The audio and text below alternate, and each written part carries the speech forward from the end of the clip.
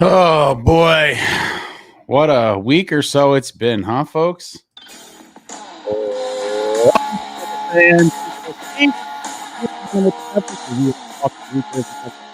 All year long, please hit that subscribe button, smash the like, share with a friend.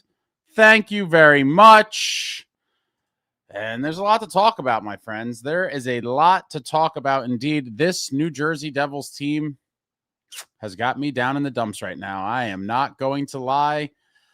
Last night's game really took a lot out of me. I've said for weeks now that I've been one of the most optimistic people towards this Devils club, but every single ounce of optimism that I did have has fully left my body after last night. And it's not just because of the loss. Losing is one thing, but the way they lost, the lack of true response, there was just a lot to digest, and I'll get into all that, throughout here. But let's just get to the month of November. Obviously, the first couple days of the month were the back end of the West Coast trip.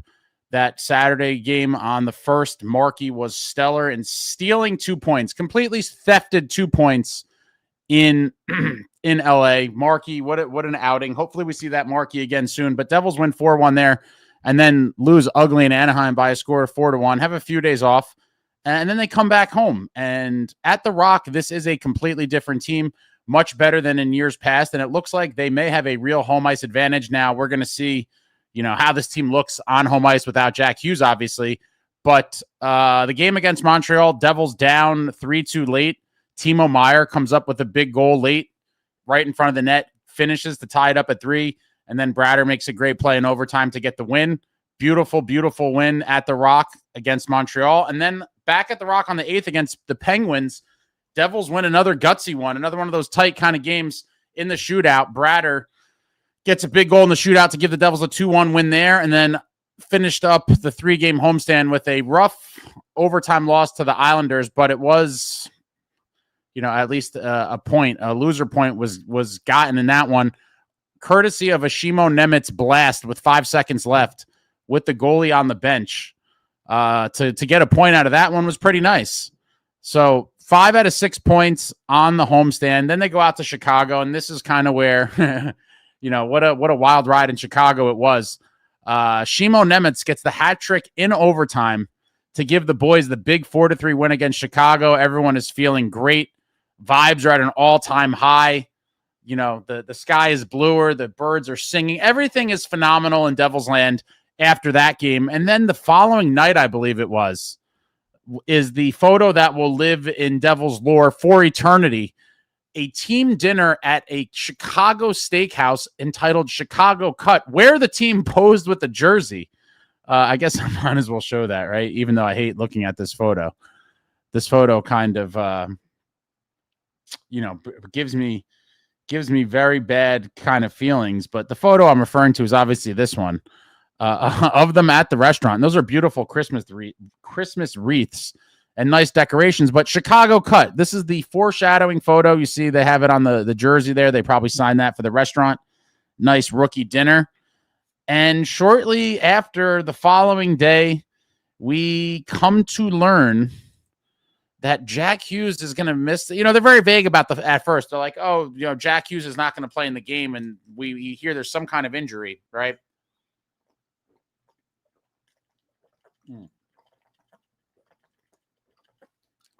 Got to stay hydrated. Oh, and by the way, I'll be giving some tickets away at some point too. So I'll get to all that after I kind of get through all the thoughts going through this mind of mine. But so big win in Chicago, Nemo, the hat trick, everything's beautiful. Then we see that photo. Supposedly Frank the Tank was there, but he wasn't there the same time as the Hughes brothers. The internet goes crazy. Jack gets cut. We don't know the whole story. At first, people are speculating he did it with a steak knife, and there's all those stupid jokes. Then we hear that he cut himself on a glass, and then people are, bombarding the restaurant with 1-star reviews, which I thought was in terrible taste to attack a business for something like this. But they got inundated with 1-star reviews with people referencing their glasses and all that stuff, making stupid comments in the 1-star reviews. And then we finally, the last story is kind of Jack slipped and fell on glass. Obviously, the whole thing is kind of shady and whatever. We'll never know the real story, at least anytime this century. It may come out in years from now in one of these books or something. But Jack gets Chicago cut. And then we find out, I guess it was the following day or 2 days later, whatever it was, that he's in fact out for 8 weeks. Absolutely brutal news. Could have been worse, but 8 weeks is absolutely abysmal. And obviously, we'll get to this as well. It's playing out that way. But everyone's like, oh my God, no Jack Hughes for 8 weeks. The next game is in Washington, and the boys in the first game without Jack Hughes muster up a 3-2 shootout win over the Caps in DC. And you're like, all right, maybe this team will be okay and be able to kind of just tread water while Jack is out. And that's kind of where I thought. And not to be, a lot of people say, oh, like I'm overly optimistic. I call things the way I see it, and I try to be fair all the time. If you don't agree with me, that's your prerogative. That's fine. You don't have to agree with me. It's just my opinion, my personal opinion. And a lot of people were dooming, or what I would call dooming, very early on in the season, and I think it's premature. And I spoke about it last night that often, or at least sometimes, these people's comments end up being somewhat accurate in the long run, but they say them at a time where I don't think it applies yet because they're just, quick to pull the trigger and make all these claims and whatever. And then over time, they kind of become true in some cases. But I digress with that.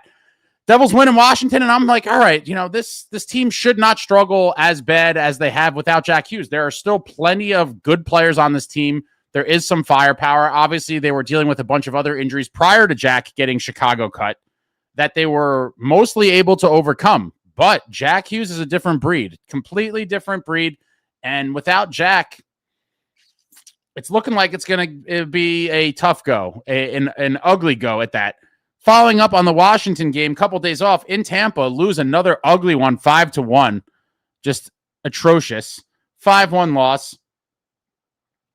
And then on the 20th, in a game where I didn't think the Devils played terribly, but it's one of those games where I said, they played good enough to win, but they also did not play well enough to get the win as well. Like, it could have went either way. Bobrovsky, very solid in net. I do not think we got goal lead per se, but Bobrovsky definitely played a big role in the win for the Panthers. Devils lose 1-0 and get shut out for the first time on the season. They're on pace to get shut out about 4 times this year, which is about half. Last year was either 8 or 9. I always forget. But last year we saw the team just get shut out way, way too often. But the first shutout against the Devils comes on the 20th against the Panthers. And after that game, I'm like, oh boy, we go to Florida, we lose 2. The latest one was a shutout. At least it was a competitive game, trying to be somewhat positive about the whole thing.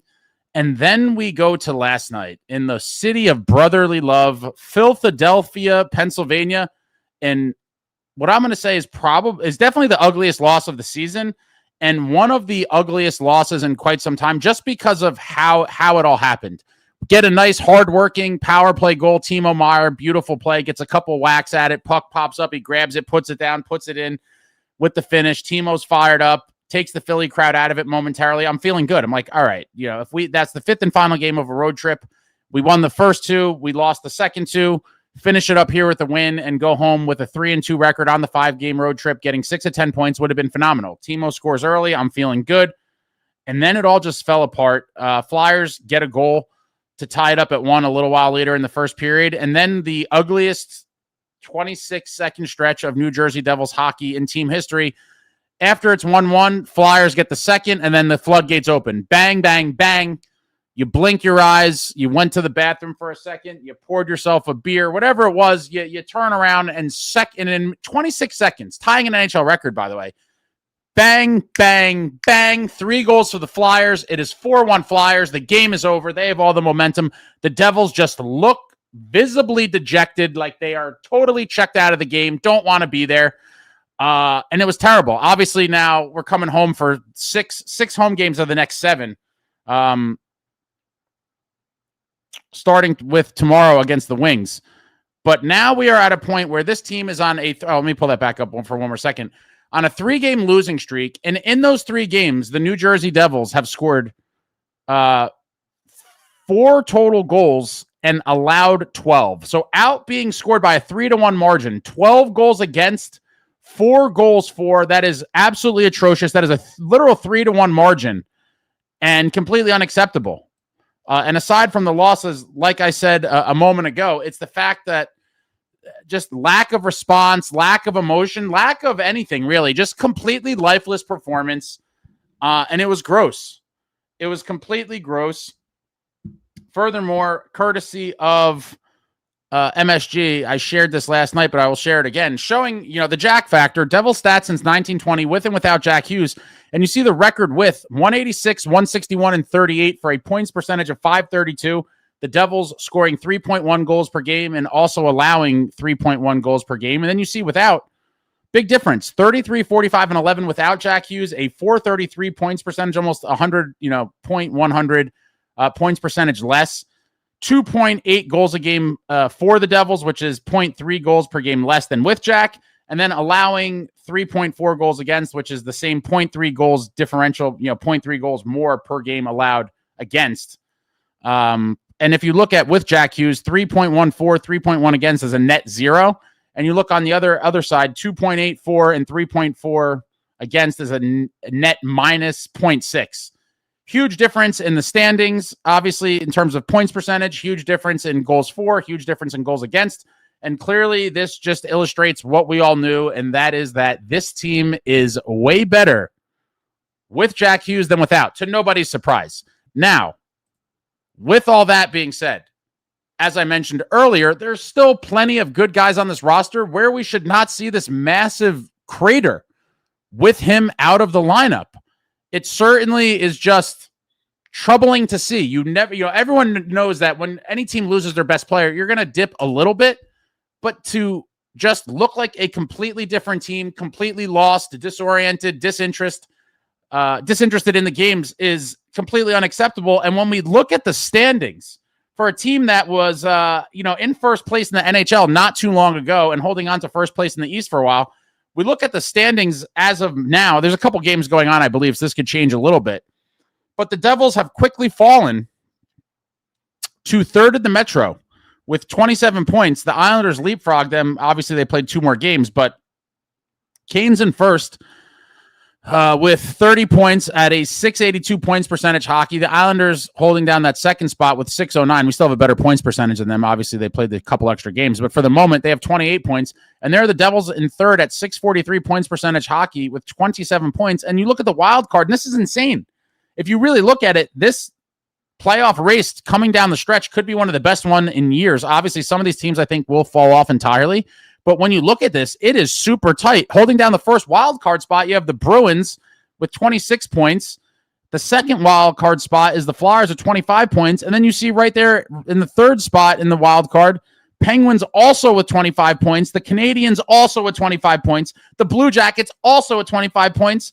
And then you have the Caps with 24, Panthers with 23, Sabres 22, Rangers 22, and Maple Leafs 21. So you're talking about a world where right now 9 points separate first place in the conference and last place. 9 total points, and everybody in between jumbled up in the mix.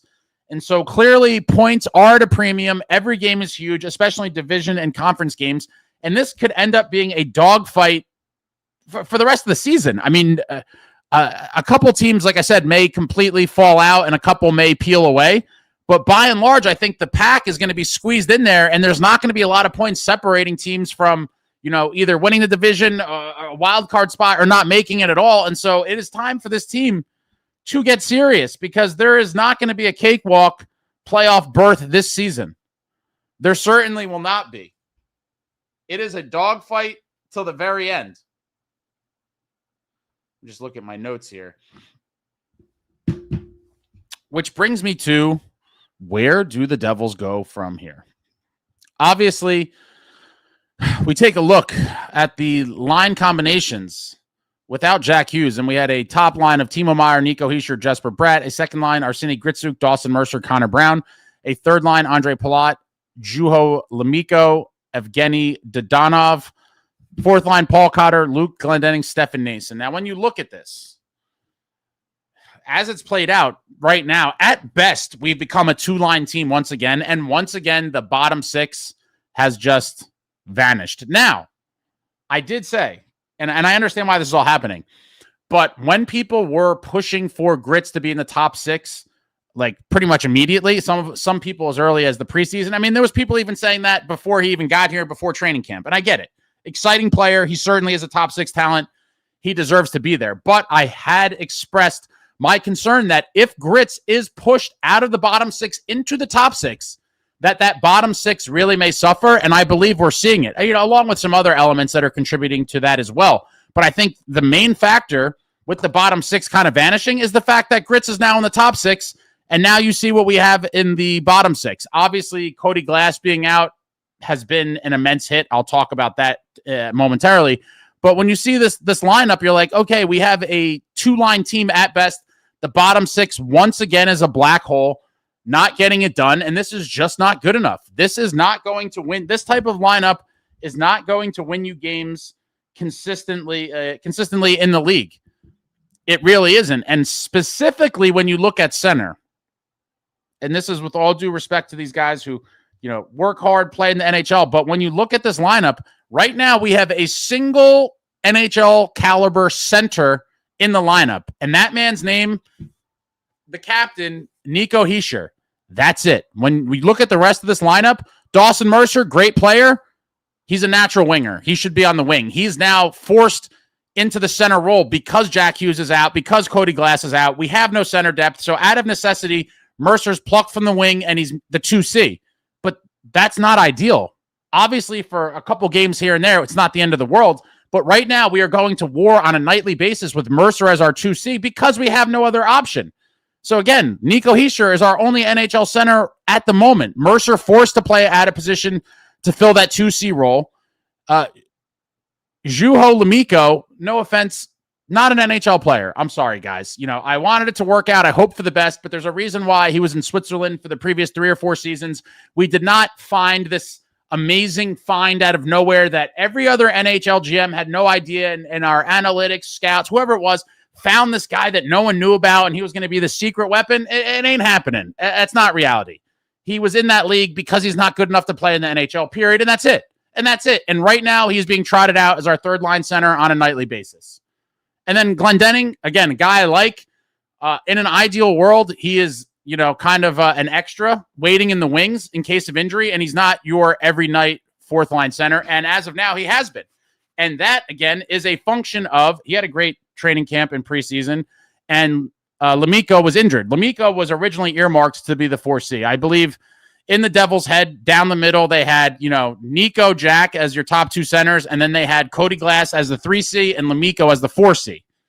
The way it is right now, again, with the injuries, Lemico's a 3C and Glendening's at 4C. They had to sign him off of his PTO because we had no other option. But in reality, you want to see Mercer back on the wing and not playing center, and you want to see Jack and Nico when Jack is healthy, whenever that is, hopefully sooner than later.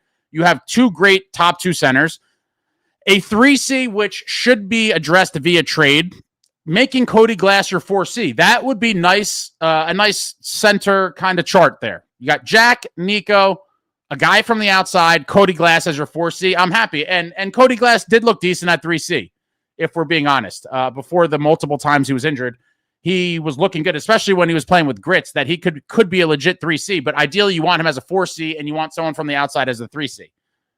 That would help you a lot. But right now, it is one NHL center, Mercer playing out of position, and then the 3 and 4Cs would not be playing in the league on most other teams. And so when you have this, in conjunction with the other injuries, and I don't think that Pesce coming back is going to fix the world's problems with this team either. I think the issues are much deeper, and I'll get to all that in a little bit.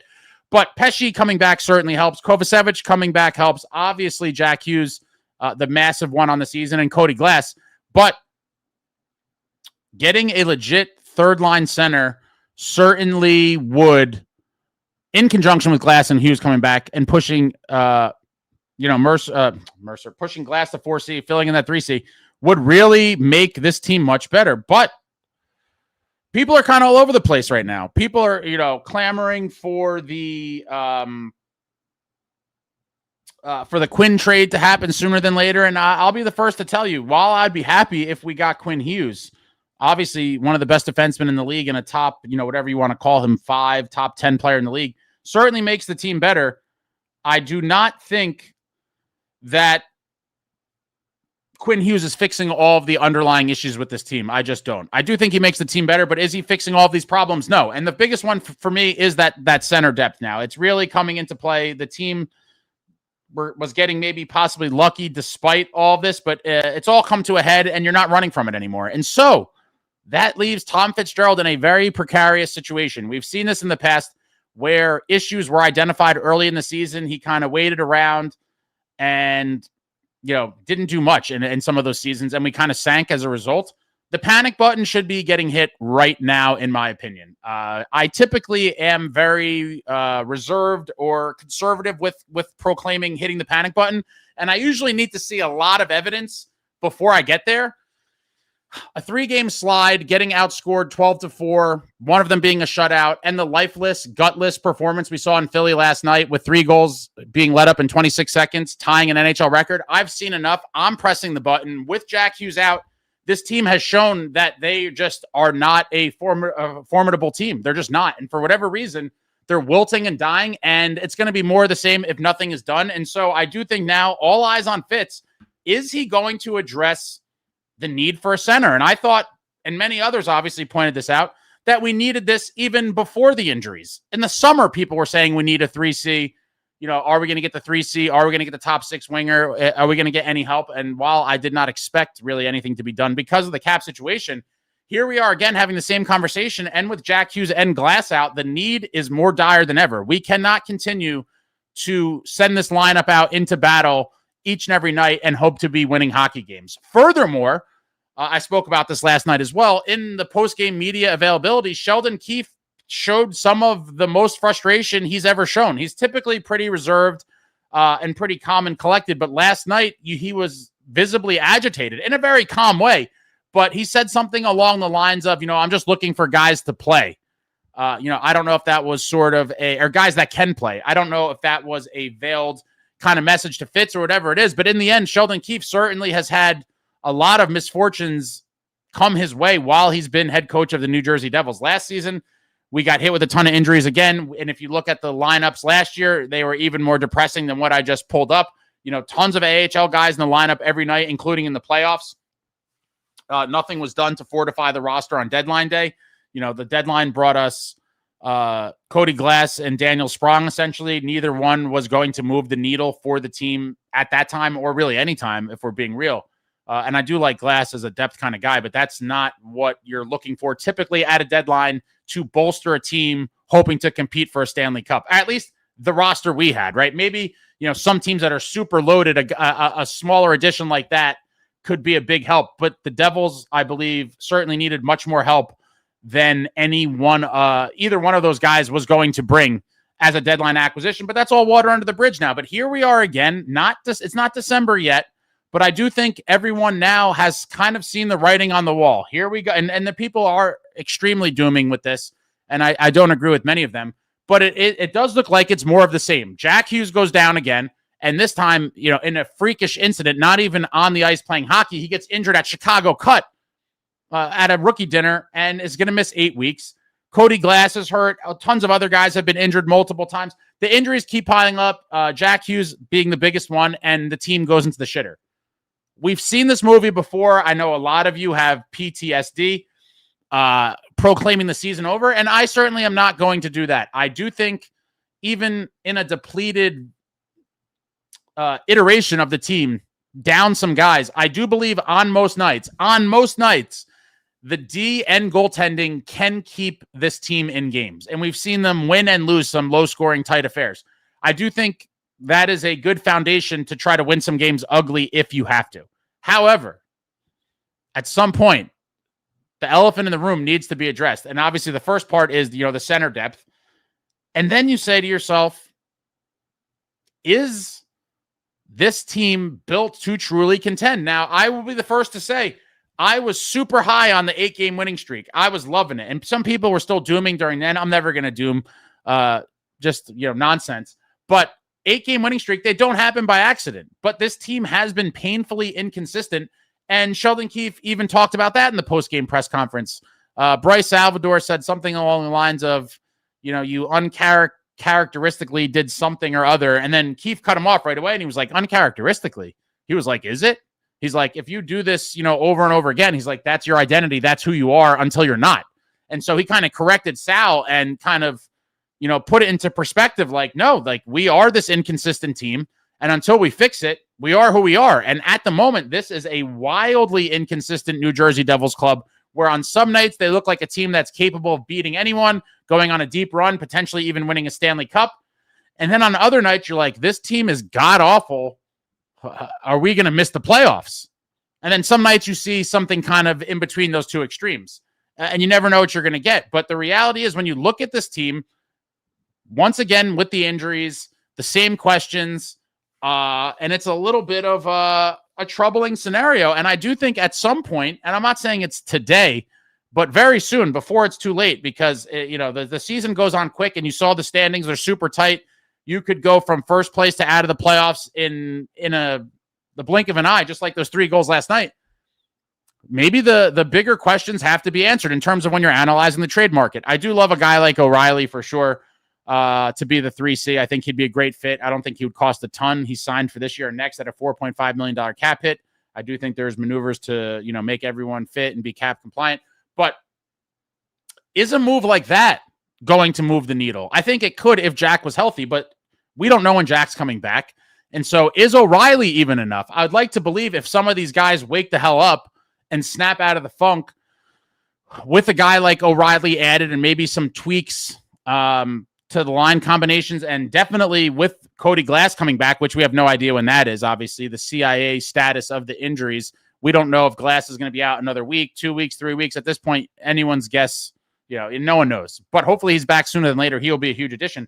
But is O'Reilly enough, or are there bigger foundational kind of problems with this team? And I do think for some people have been saying that for quite a while, even going back a couple years. And while I certainly thought at points they had decent points or kind of arguments surrounding that, I did think it was too early. But at some point, and again, I'm not saying it's today, but it should be at some point this season in the pretty near future. Is there something really wrong with the core? Does there need to be that earth-shattering move where a guy that you previously thought was an untouchable is shipped out in an effort to really shake this team up on and off the ice? I think we are pretty damn close to it, in my opinion. Again, I'm not saying today, but if things do not turn around in a hurry, and I would say in the next couple weeks, I think the tough questions are fair to be asked and 100% should be asked. When you sit back and analyze this team, look how they played, look how they've looked in the losses, does this look like a team that is going to right the ship and really make a push for a Stanley Cup or at least win a couple playoff rounds? Or is it more of what we've seen over and over and over again? The definition of insanity, doing the same thing over and over again and expecting a different result.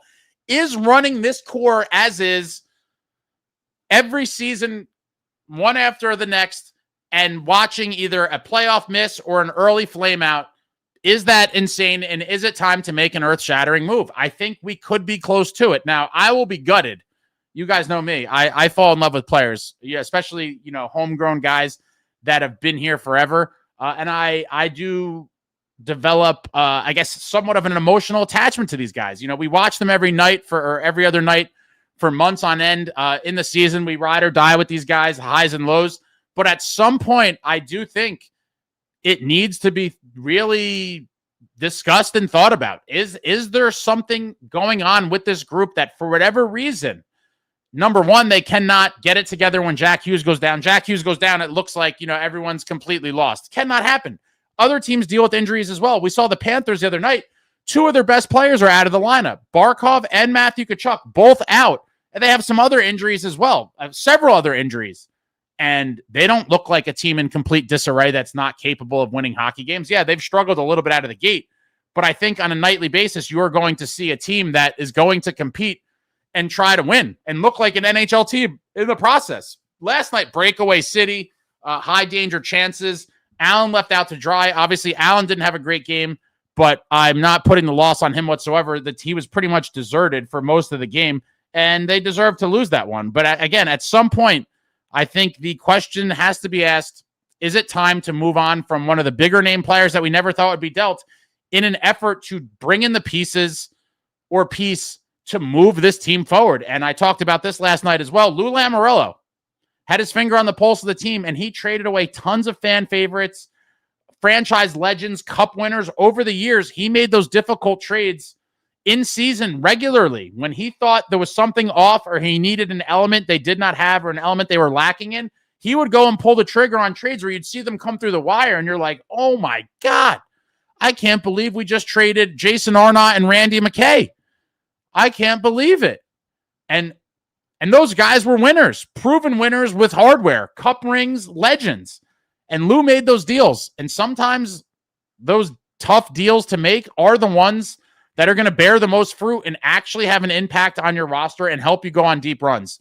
And every time when you go back and look at the Devils cup winning years, every season there was a deal made in season, at least one, where you trace it back and you go, wow, like the guy that we brought in during the season ended up playing an integral role in the playoffs and the team winning the cup. And that happens a lot with other teams. You just saw it last year. Bill Zito, what a legend in the making. Bill Zito deserves a statue outside the Panthers arena, starting with the Huberdeau trade to get Matthew Tkachuk there. But you saw last season, they were the defending cup champs already from the year before. Last season, they're looking to run it back and go back-to-back. What does he do? Early in the season, he goes out and trades for Seth Jones, and you're like, oh my God, the defending champs just got Seth Jones. And then what do they do at the trade deadline? They get Brad Marchand, and the guy goes on a tear in the playoffs and probably would have won the Conn Smythe if it wasn't for Sam Bennett having an all-time playoff. Marchand probably would have got the Conn Smythe. And so you look at a guy like that, and you're like, wow, talk about making ballsy moves and going for it. A win-now team, a win-now GM, making win-now moves. Trade away futures, picks, whatever it is, to solidify his team for the playoffs. And you saw how it panned out. Brad Marchand, again, complete tear, back-to-back cup champs, and he's re-signed there for a few more years now, and they have a juggernaut built to last, and I believe they'll be contenders for the next few seasons. And so you look at this Devils group, and you're like, are these guys going to get it done? For the past few seasons, I thought that they could with the right complementary players brought in. I thought they needed maybe a guy like Marchand, not him specifically. I would have loved him here, despite what other people said. Last year at the deadline, I openly said in lives and things, if there's any way to get this guy, I would love to get him. I didn't think he wanted any part of coming to the Devils, and I'm sure he didn't. But you need guys like that, proven winners, guys that are just pests that will go to war and do anything possible to win. And when you look at this team, the hunger and desire is just not there. They are lifeless, emotionless, and you just see the mopey demeanor, and it just kills me to see it. It kills me to see it. Where's the hunger? Where are the dogs? I want guys foaming at the mouth. I do feel like at this point there could be a larger issue looming. And again, this is all just speculation and me just thinking out loud and hypothesizing. But what is this team's culture? It certainly seemed much better early on in the season, with the addition of guys like Brown, the other guys getting older, with some veterans in there. It seemed like it was all kind of coming together. But after seeing how they responded last night to giving up 3 goals in 26 seconds, it was disheartening. It really was. It's like they laid down and died and didn't give a shit. And so that's kind of where I'm at. I'm like, okay, does a guy like O'Reilly, when we finally get healthy, does that help the team? I think it does a lot. But what is that going to do in the bigger picture when we are in the playoffs? When I look and see, the guys that played last night, like, are you just going to flip a magical switch and become playoff dogs? Are you going to become those warriors we need in the playoffs? I don't know. I don't really know, but so far they haven't shown it. And again, a lot of other people who have been criticized by portions of the fan base, the people preaching physicality and all these things, I've been on board with that my entire life. I've watched hockey for 30 years. I've seen great Devils teams. I've seen great other teams. And you cannot discredit what type of war playoff hockey is. And you need the guys that could thrive in that environment. And I look at this team and I'm like, I'm just not seeing it. I'm just not seeing it right now. I hope that somehow they break out of this funk and something else. I don't know what's going on potentially behind the scenes. We don't know. But to come out in Philly like that in the last game of a road trip and then, have the 1-0 lead and then just wither and die, giving up 3 goals in 26 seconds. And then just the body language was just so damning to look around and see. It really was, again, it's not just the losing, it's how you lose and how you look doing it. really made me believe, like, you know what? Is there something bigger going on here? Is it time for that earth-shattering move that's really going to shake the foundation of this team? And I don't know if it's time yet, but I think we're getting pretty damn close for it to at least be considered. I'm just thinking about other random things. But yeah, Keefe seemed definitely fed up with his comments last night. Just looking here. I guess one of the positives would be the Luke Hughes, Shimo Nemitz pairing obviously looked beastly. I do think that could be something viable long-term. And I hope that Nemo is not the odd man out when Fitz gets to sorting all this out in terms of being cap compliant and roster spots for defensemen. When Kovacevic comes back, we're going to have to free up some money. People keep saying, who's going to be the odd guy out on the right side when Kovacevic comes back. And I do fear a couple things. Well, the number one fear is that Nemo gets dealt, right? I think Nemo is going to become, better and better as his career progresses. We've seen just some absolute moments from him in his young career already. Obviously, going back to last season, the overtime, double overtime goal in the playoffs, absolutely huge. He gets the hat trick the other night. Before that, he scored the goal late against the Islanders to steal us a point. He gets the shootout winner in Washington. I mean, he's already had a lot of kind of highlight reel just moments for the Devils in his young career. And I do feel like in any trade, tons of GMs would be keying in on him and trying to pry him away from the Devils. And I hope they're not tempted. I think, Fitz would try his best to hang on to him, and I hope he's able to do that.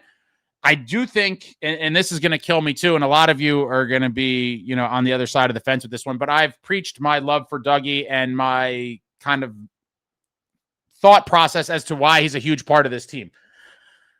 I do think because of the amount of money he makes and his position, with everything kind of coming to a head whenever any trade or trades get made, I do think it's just going to be so convenient for Fitz to deal him because, number one, I think other teams will want him, obviously. People are talking about all these other trades and moving Palat and all these things that will be difficult to do.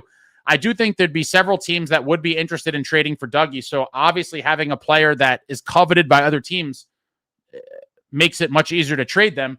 And then the cap relief he would provide would be beneficial to the Devils. And then obviously that frees up a spot on the right side for when Kovacevic comes back. And so it makes all the sense in the world. You get cap relief, you free up a spot for Kovacevic, you're able to keep Nemo.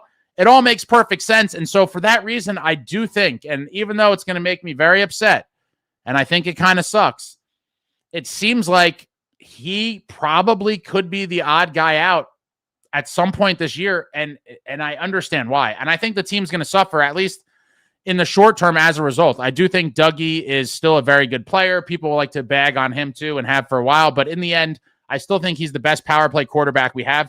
Obviously, Nemo is looking like he's going to emerge as a guy that's capable of running at a minimum of power play 2 unit. He's gotten some time on power play 1 and power play 2, along with Luke Hughes. But I still think Dougie's the best we got at the moment. Veteran, a little bit more calm and collected back there, and I think he would be great to have for a playoff run. I also think, for all the reasons I just mentioned before, the cap hit, freeing up the spot, I do think he's probably going to be the odd guy out and the guy that's dealt in any trade for whoever it may be. And so that sucks, but it's a lot more, tolerable than losing a guy like Nemo. If Nemitz is traded in some deal for like an agent, I love O'Reilly, but I can't even see Fitz remotely entertaining dealing a guy like Nemo in a deal for a guy like O'Reilly. I'm sure that Barry Trotz will try. I'm sure he'll try his damnedest to pry Nemo away, but I don't want to see Nemo traded. I don't want to see him traded at all, but I would be more accepting of it if it was like for some crazy blockbuster type deal, which I don't foresee happening either. And so I hope Nemitz does not go anywhere.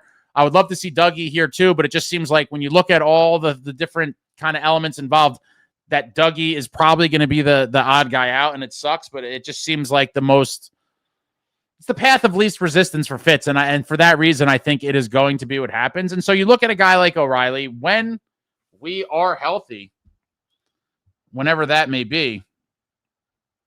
I do like the way the team looks. So you're looking at, forget the line combos that are here, but like I said, you'll have down the middle Nico, Mercer back to wing. So you have Nico, Jack Hughes, Glass push to the fourth line, and an O'Reilly at 3C. That's a pretty damn good lineup, in my opinion. And then you figure out the wingers. You have tons of options there to flop guys around.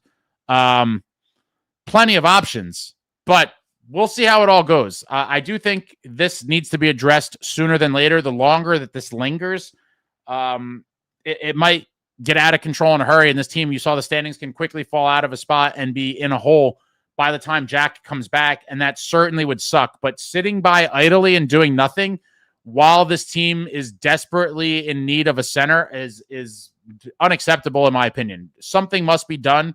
Time is of the essence. The sooner, the better, because the longer we wait, the more damage that's going to be done. And like I said, if these guys don't snap out of it and look like a different team in the upcoming week or two, maybe some of those bigger questions need to be asked, and Fitz is going to have to really have some difficult conversations with his staff regarding the future of some of these guys on the Devils, and including guys that you previously thought of as, lifers or guys that were untouchable. At some point, you just have to take a look in the mirror and look at these guys and say, is this group going to get it done, or are we crazy to continue on doing the same thing and getting the same result? And it's not encouraging when Jack Hughes goes down that it looks like everybody's just in complete disarray and no one knows what to do. So we will see. But at the moment right now, our beloved New Jersey Devils effectively reduced to a two-line team at best. Some nights maybe one line. And we're in trouble. But Luke and Nemo as a pairing, I think that could certainly be interesting. And we'll see how that all plays out. And now, after all of my rambling, we get to the comments. Then I got to figure out how I want to do this ticket thing. Appreciate you all for coming out tonight. I got to figure out. So I have some tickets to give away for tomorrow.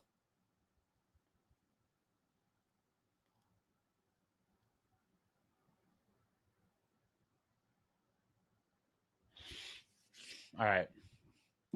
Let's get to some comments. Dire Distress says getting rid of Nico and Jack would blow up this franchise, and that's fine. They aren't winning with either anyway. I mean, again, these are some extreme comments, right? So I don't agree with that on the face of it.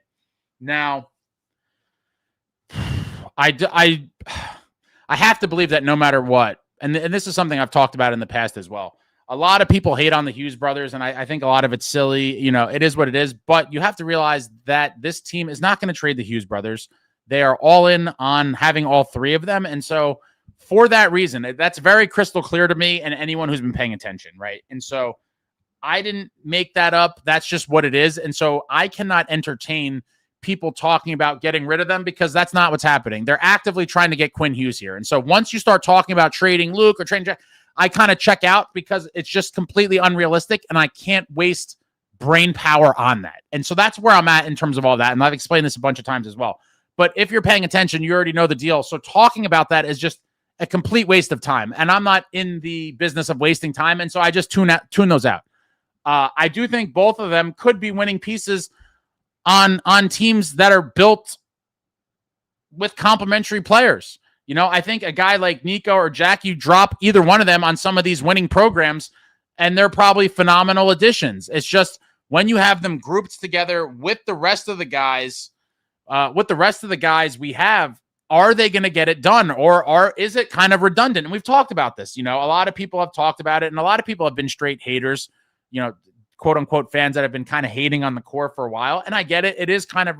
It does seem like overall the identity of the team is a little bit on the softer side, a little bit of that more Euro skill kind of vibe and flair.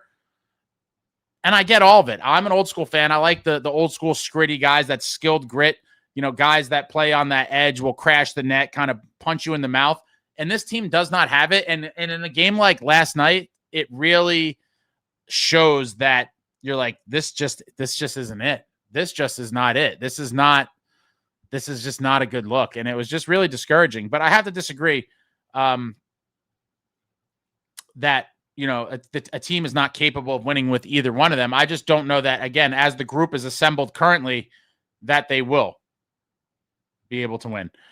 Not Tasha. I'm so glad I wasn't alive during the Lou years. I get way too emotionally attached. Yeah, Lou made some real big time deals where fan favorites were shipped out, and it was kind of gutting in the moment. But in a lot of those deals over time, Lou was proven to be a profit. When, like I mentioned, some of the trades, Jason Arnott and McKay traded to Dallas, Joe Neuendijk, Jamie Langenbrunner come in, and without that trade, the Devils probably don't win that 2003 Cup. Jim Goodyear says PB&J has won us one playoff game in the last 2 years.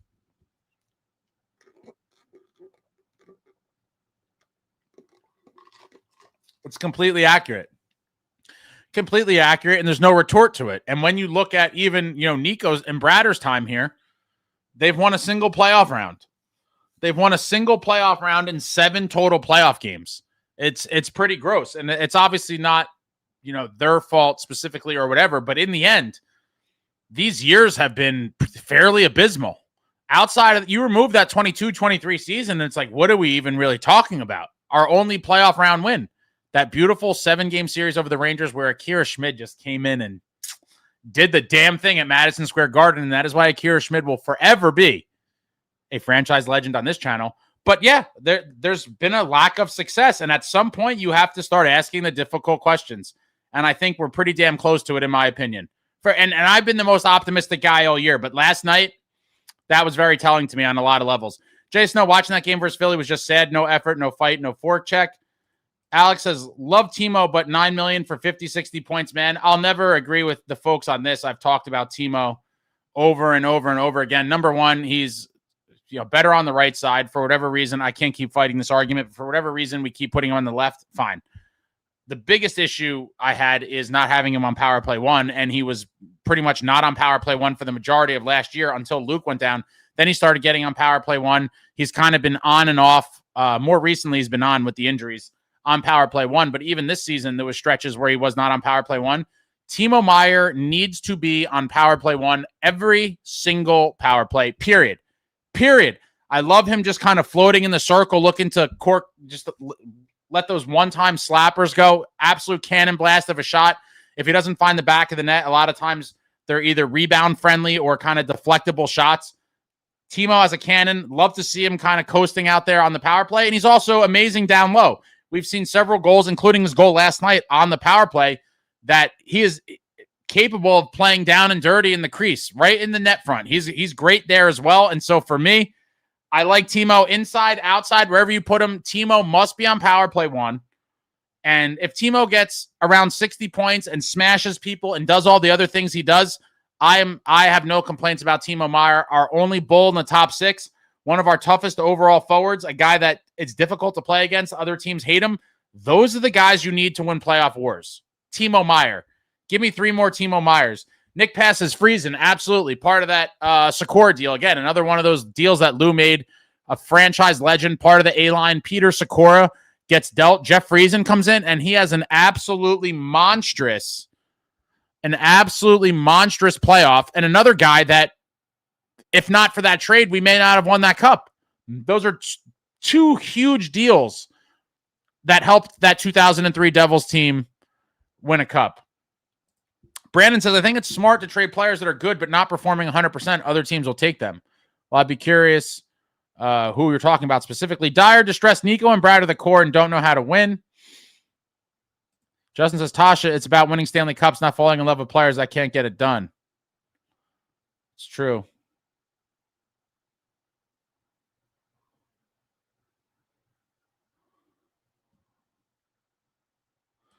Not Tasha says, trading winners is crazy to me. Dyer distress says, this team has no winners.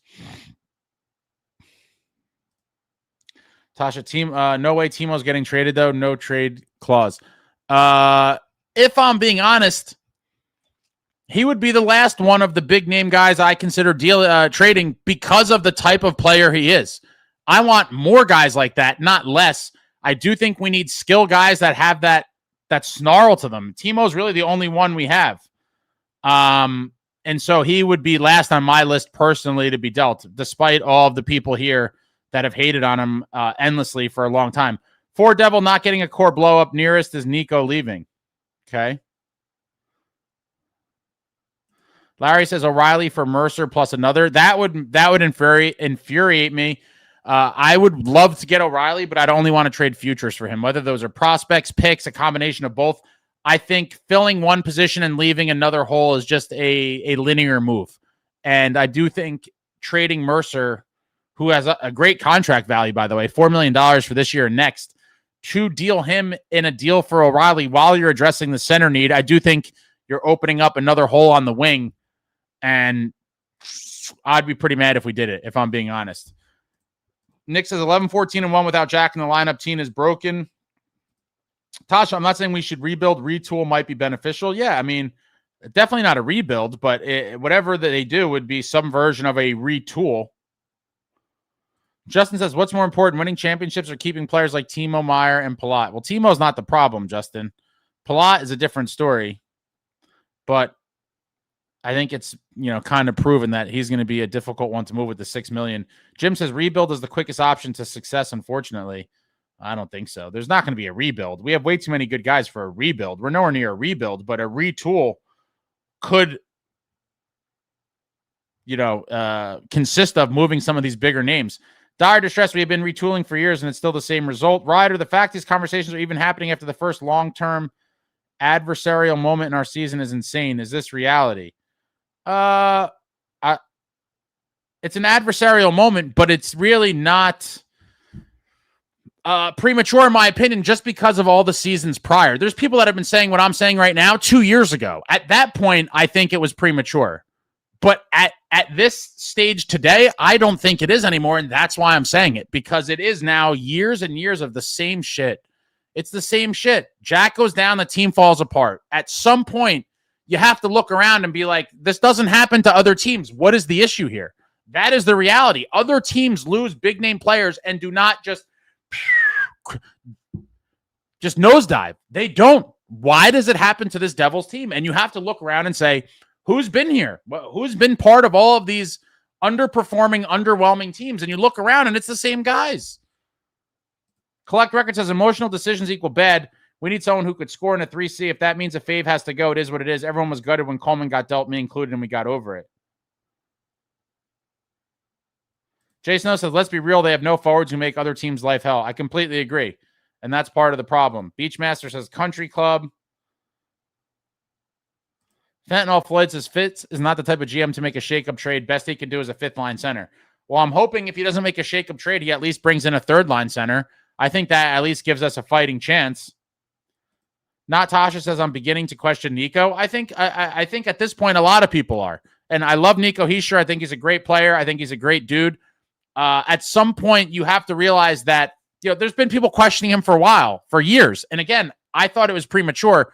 But after last night's game, to see his demeanor and kind of his body language and see the rest of the team, anyone questioning anything at this point is all justified because of what we saw last night to cap off a 3-game losing streak to finish up a 5-game road trip. Completely unacceptable. And at some point, you have to ask the tough questions. And people questioning Nico, I think they're all fair questions at this point. The team brought it on themselves. Traveling Devil Zito was out on the ice presenting Petrie with the silver hockey stick for playing 1,000 games. In my head, I was wishing he was the Devils GM. What a legend he is. What an absolute legend. Alex says, I feel better not following and caring about the Devils. Supporting them is like being in a toxic relationship. Well, if that's the case, Alex, I am in this toxic relationship for life. I ain't going nowhere. I love this team. I always will. But times like this make it extremely difficult to love the team. When you pour so much of your time and energy into supporting a team and they constantly break your heart, it's painful. But here we are. And the great thing about all of this, guys, is that it's not December yet and the season is far from over. We are in a great spot still, but that could change pretty quickly. And I am hoping something is done to salvage the season, because if this is another season where hands are in the pockets and we just watch the season go down the tubes, I think it's going to really be a travesty. Alex says Ryan O'Reilly from Mercer is just dumb. I agree. The freaking German says it's Hamilton. He's the one that's going to get the big fish. I don't even know if it's going to be a big fish per se, but I think it'll be a piece that would help this team. And It just sucks. I love Dougie, and I think it is going to be him. Eric says, we need more players that want to go to war as a team. This doesn't change when Jack gets back. Look at the last 3 years. And I agree with that point as well, Eric. And that's kind of what I was alluding to earlier.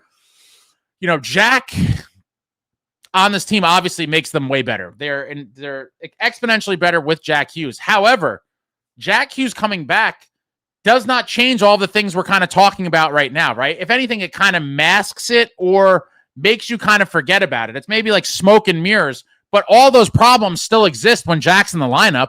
These guys aren't doing all these other things when Jack is playing. It's just that we look better as a team and win. But in the end, everything that everyone's pointing out in the comments, or at least the valid points in the comments, all of those problems still exist with Jack in the lineup. So to your point, I do agree. Jack coming back does not change all those things. It makes the team better, but doesn't make them the type of team that is going to really push through playoff warfare and push for a cup. I'm going to say no.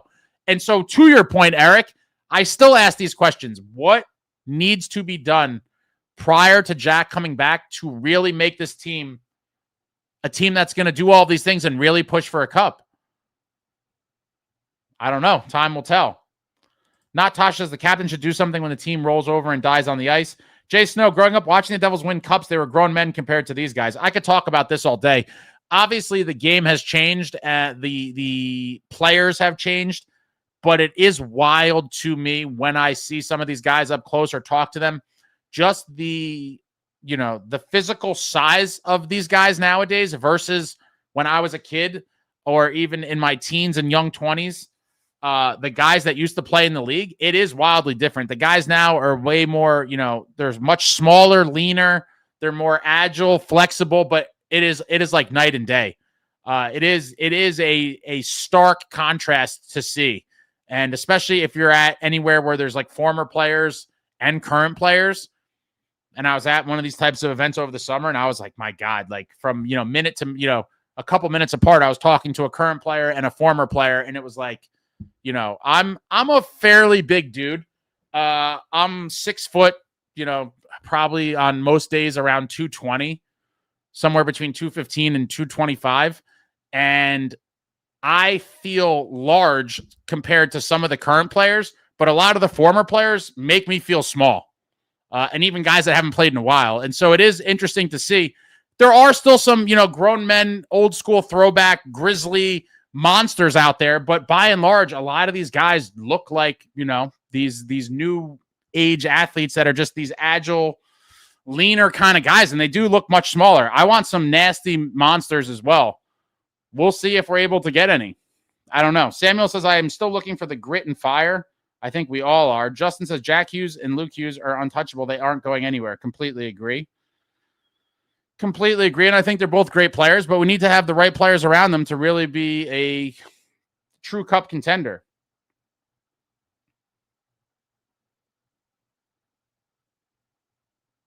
Dire Distress says, being a Devil is great for the players, but not for the fans. No one wants to win in this organization. I don't really know what that means. Michael says, just tuning in. Did the giveaway happen yet? Give Ace a like. No, I did not do it yet. All right, so before I get to more comments, let me think about this. I have some tickets. Oh, I'll do this. Shameless plug. I need you guys. I need a favor. I need some of you, or as many of you as possible, to buy my man Stan Fischler's book, Tales of Brooklyn. It's available in paperback on Amazon. I just dropped the link in the description. It's also available as a download. You could buy the digital version. It's only $10 to buy the download, or I think $16 or so to buy the paperback. We need some Tales of Brooklyn sales here, guys. I need Tales of Brooklyn to be sold.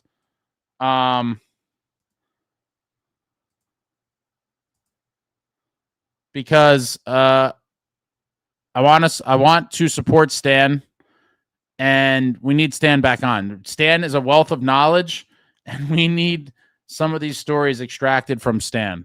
So if some of you could find it in your heart to order my man Stan's book, that would be greatly appreciated. Link in description. A lot of great stories, some hockey stories from when Stan was a kid. So link in the chat. That would be awesome. I would appreciate it, as would Stan. All right, let me get back to these comments. I'm going to try to figure out how to give away these tickets. I got some tickets for tomorrow. The boys need all the support. I will be at the game.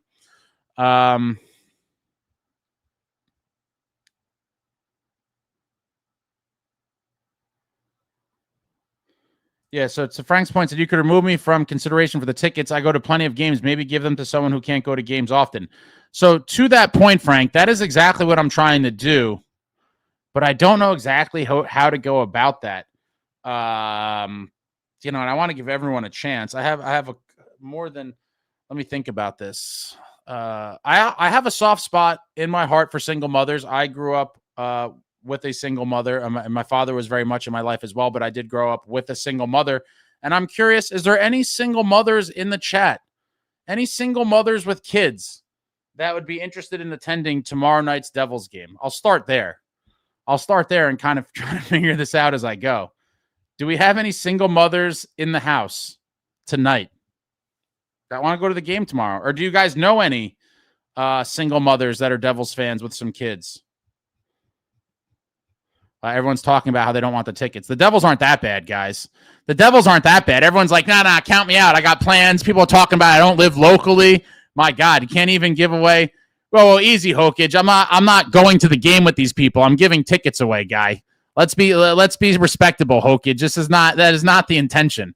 I'm looking to give the tickets to someone who may not be able to get to games that often. Unbelievable. Some of you people are unbelievable. I'm trying to do a nice thing here, and you turn it into something else. You guys are ruthless.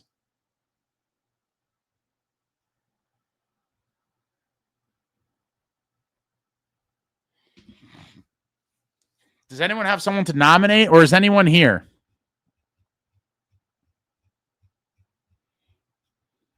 You guys are terrible. Completely ridiculous. Completely. Yeah, Brandon, I don't think there's many women in here, period. So I get it. Probably looking for all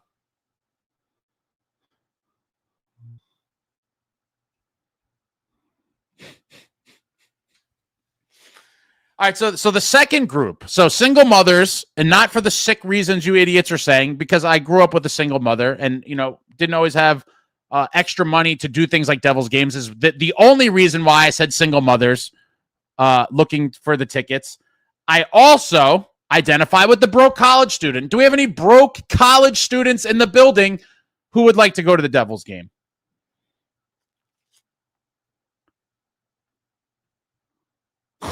You guys are ridiculous.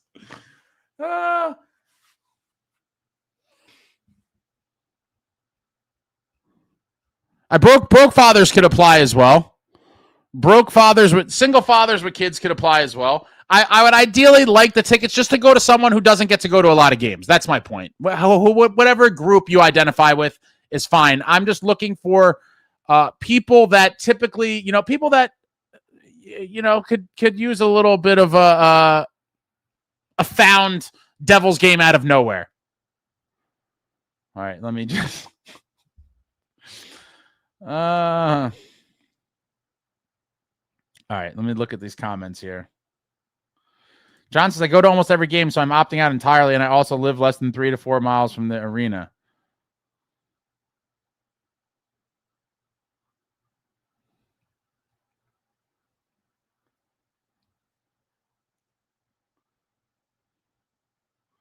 Yep, it's versus the Wings.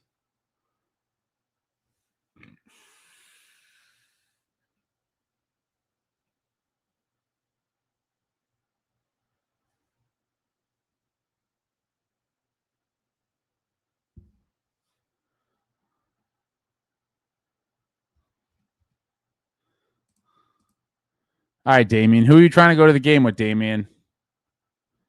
Damien's a good guy. I know he's a college kid.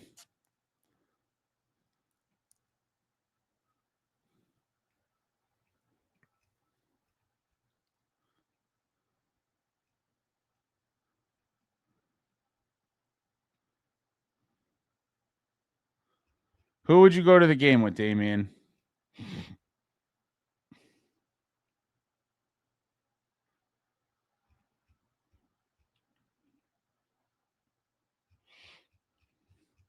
Damien says, my bro from Seton Hall.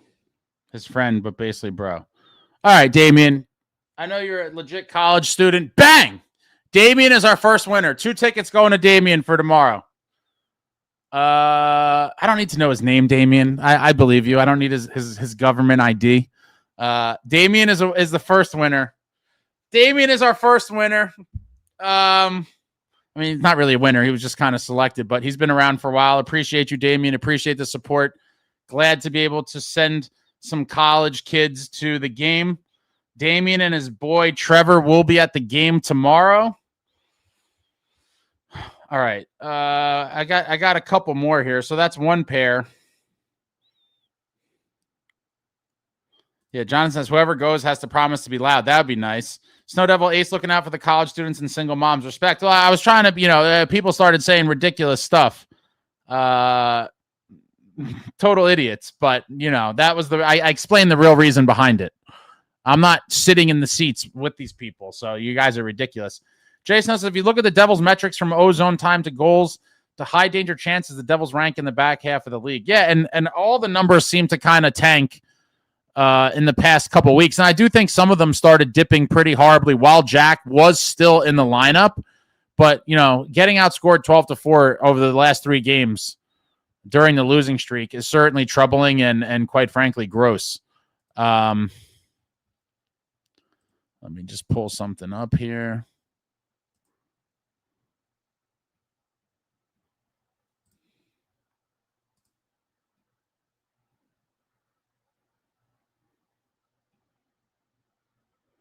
Tomorrow. Thank you. Here all night. You guys are ridiculous. And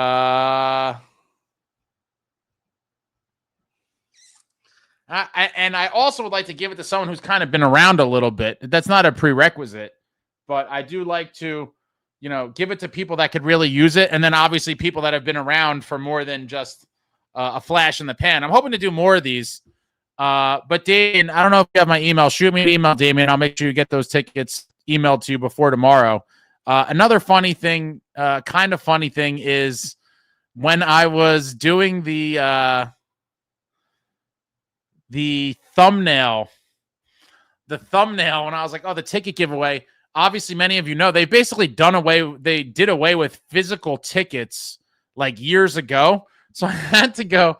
I have like a box with a bunch of, I'm trying to make like a cool coffee table with a bunch of ticket stubs, but I pulled out ticket stubs that are literally, these were for games not played actually, but 31 years old ticket stubs. These are from, I knew you wouldn't be able to tell in the thumbnail and the camera is not focusing. These are tickets from 1994, but they had I have a bunch of them from over the years. But they have the Devils logo pretty clear on the front. So I was like, oh, I'll just fan these, fan these for the thumbnail. But like ticket stubs, rest in peace. I love ticket stubs. Obviously, many of you know I'm a huge memorabilia junkie. I collect tons of Devils stuff. I hope to one day open the museum. That's still a dream of mine. But it's a shame there is no more ticket stubs. But yeah, wow. I had to use some Fugazi 30-something-year-old ticket stubs for a prop to do the thumbnail.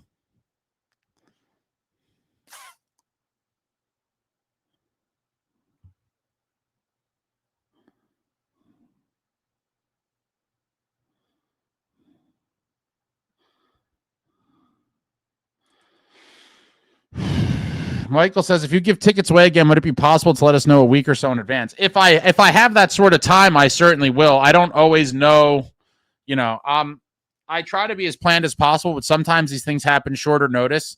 And so this was kind of impromptu. But I certainly would in the future, maybe try to give tickets away for games further into the future. Snow Devil says, Damien, when's the last game you've been to? I'm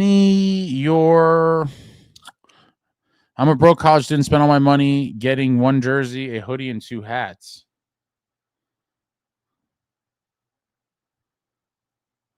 Damien, I went to the Florida game on my birthday, 10/16.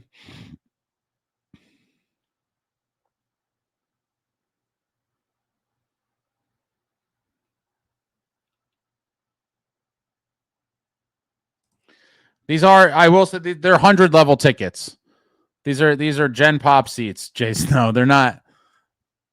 These are, I hope to give away some baller experience tickets in the future as well. But for this opening one, these are 100 levels. Zach says, I've been here since day one lurker most days, but I'm always on set live. What are you trying to get some tickets, Zach?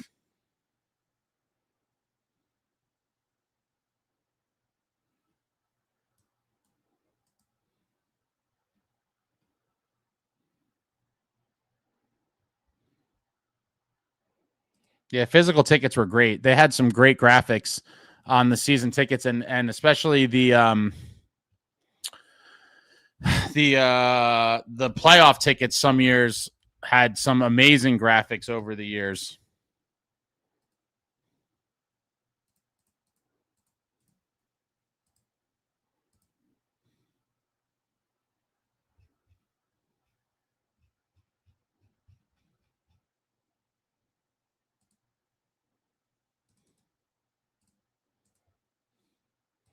Where can I get the Devil's Vodka? The Dirty Devil Vodka? You could buy it on their website.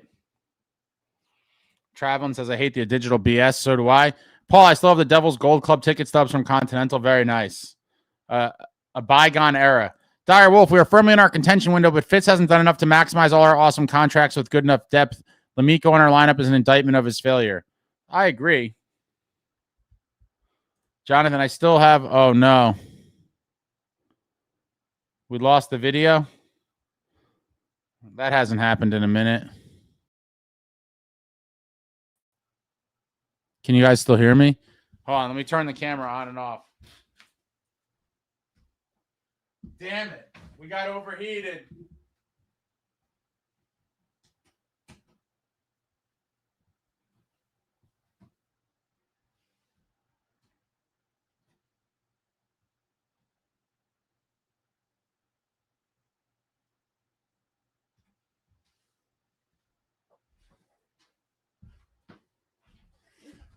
All right, we're back. We're back. This thing. All right. Yeah, the noisemakers were awesome. Lapine says, really love that you're giving the tickets to a single mom and her kids. You are great. Well, I was looking for one. I don't think we found one. We got a college student and his college friend buddy.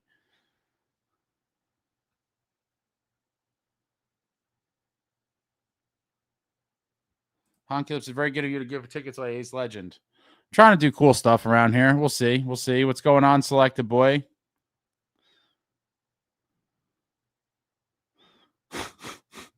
Oh, Jay Snow. John Fay, if we miss the playoffs and or don't think if we do anything at trade deadline to help the team, should Booze Face get the boot once and for all? I mean, if we miss the playoffs, everyone should go, obviously. Missing the playoffs would be completely insane. Doug Sebastian, we saw the team flip last year after the Christmas break. Maybe they'd lock in, and once Jack gets back, they get hot again. Yeah, but you know what? I do think I hope that could happen. But for a team to just completely melt when one player is out of the lineup and that player being Jack Hughes, it's unacceptable. I mean, that's an indictment on everybody. It's crazy. Unhinged Devs fan, yo, what's up? I couldn't face the dooming after the loss to the Flyers. It ain't over, but they need to get their game and get a... You got cut off.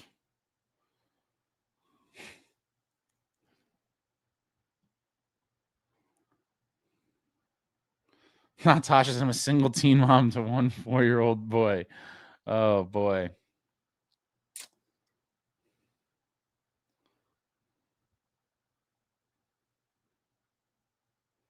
Dubs' like says, haven't won a regulation game since 11-1. Not good, folks. Yeah, terrible.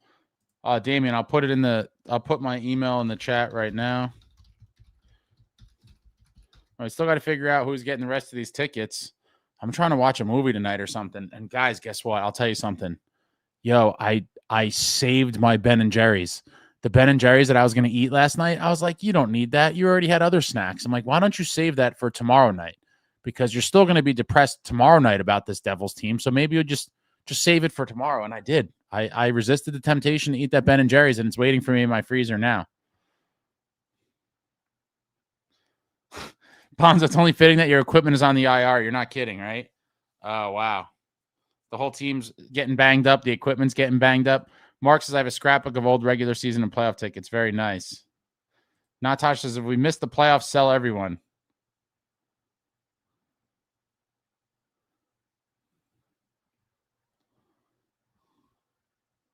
What kind of Ben & Jerry's? I'm pretty sure it's last night I got half baked.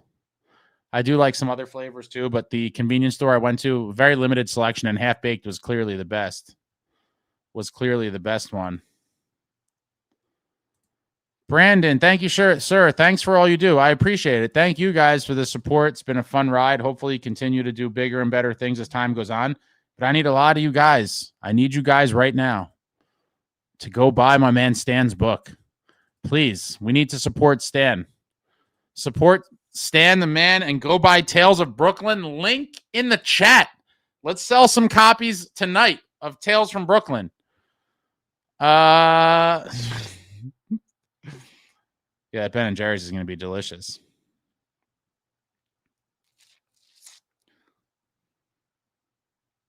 John Face says, what's worse? We're only 2 weeks away from entering the month of December, and month that the Devils suck the most. Oh, hopefully not.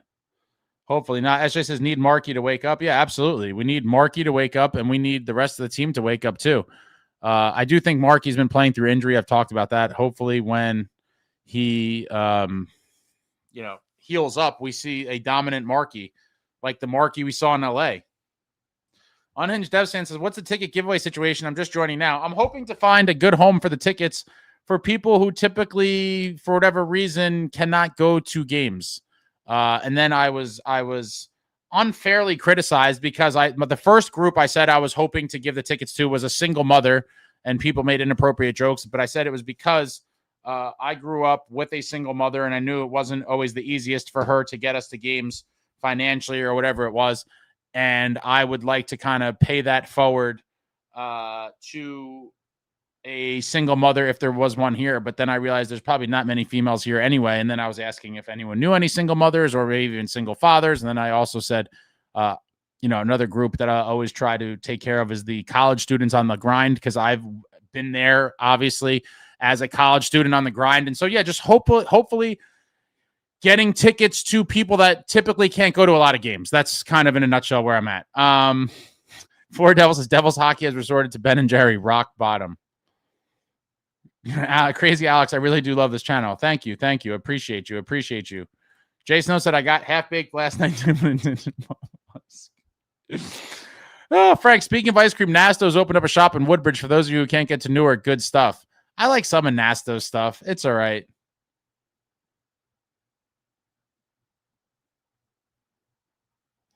Fish food, okay.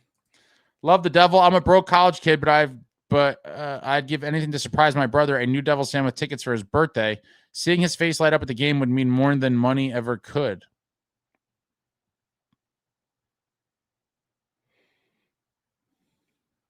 How old's your brother?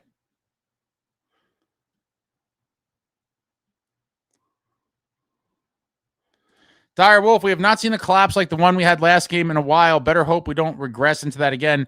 Timo, Nico, Bratt need to earn their contracts till Jack is back. Everyone's quiet, guys. Everyone's been quiet.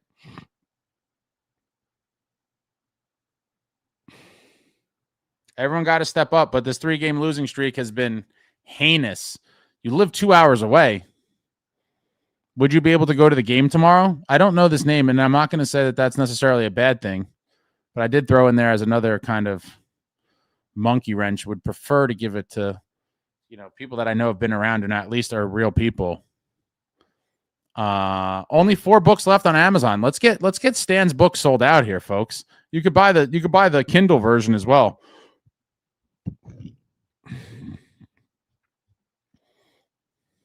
Paperback. Let me see.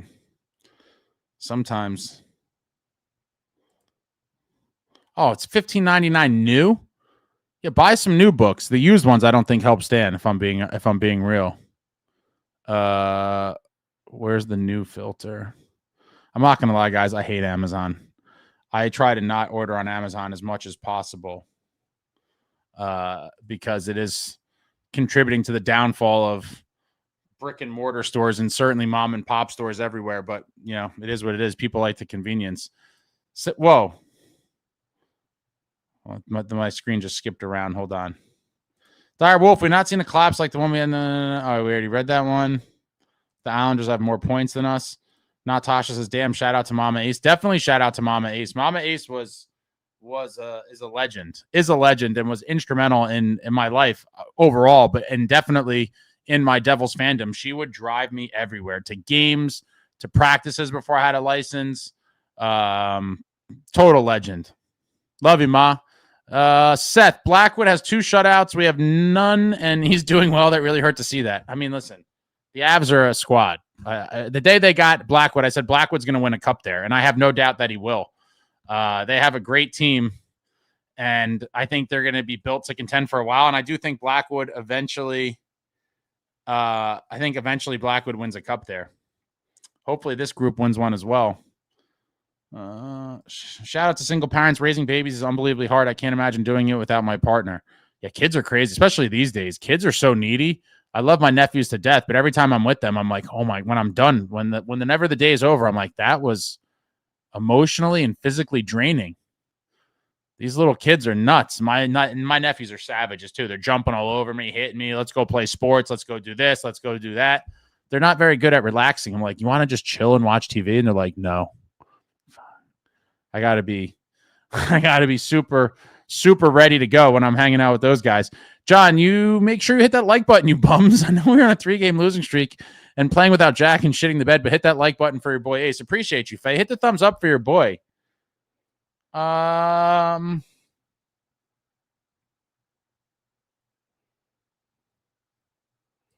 Traveling says he'll read it on the plane. Very nice.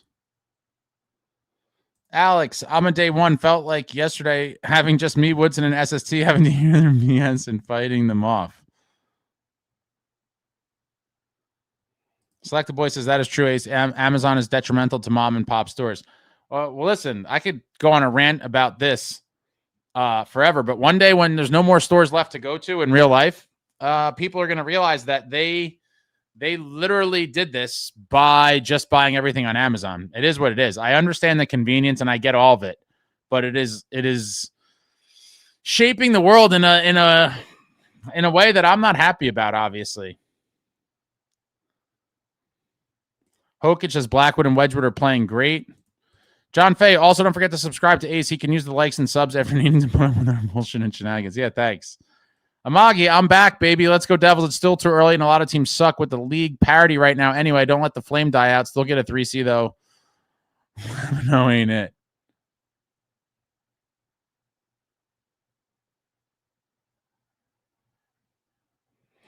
Natosh says, due to the new update with screen names being over and now it's just the username, should we change our names for the sake of recognition? I don't know. I mean, I realize a lot of the names or whatever are still close to what they originally were. And a lot of you, the regulars, I know by the profile picture as well. But you can, I mean, there are some people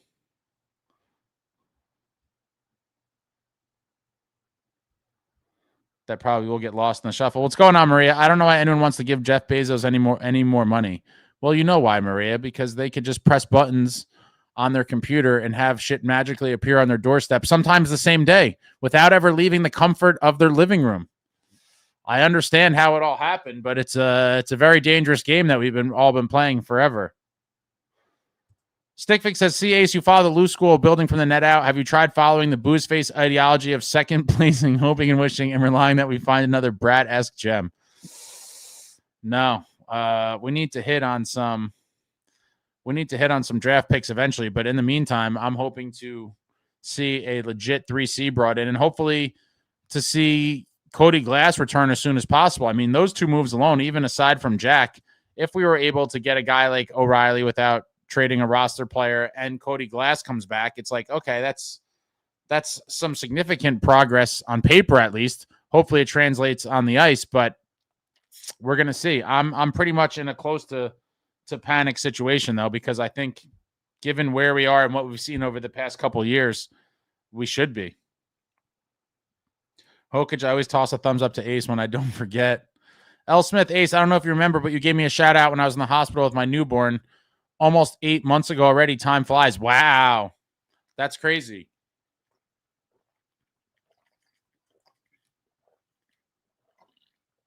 I needed to hydrate. Ate a lot of salty stuff today. Oh, bring up Nico Dawes again. Yeah, I said I thought Markey should have got shut down after what game was that? I don't even remember. A couple games ago, where he visibly looked hurt. I guess it was Tampa probably, where he visibly looked hurt. Like if you're hurt, and a lot of people were kind of speculating on that as well last night. A lot of people wanted Allen pulled. I don't necessarily know if I would have pulled Allen. I mean, I don't know. If I was the coach, I probably would have. Not necessarily because Allen was terrible, but more of like a lot of times a team will respond when they see a goalie get yanked. And so for that reason, I probably would have done it. A lot of us are aware that Sheldon Keefe typically does not like to pull goalies for the most part. He kind of leaves them in there. And,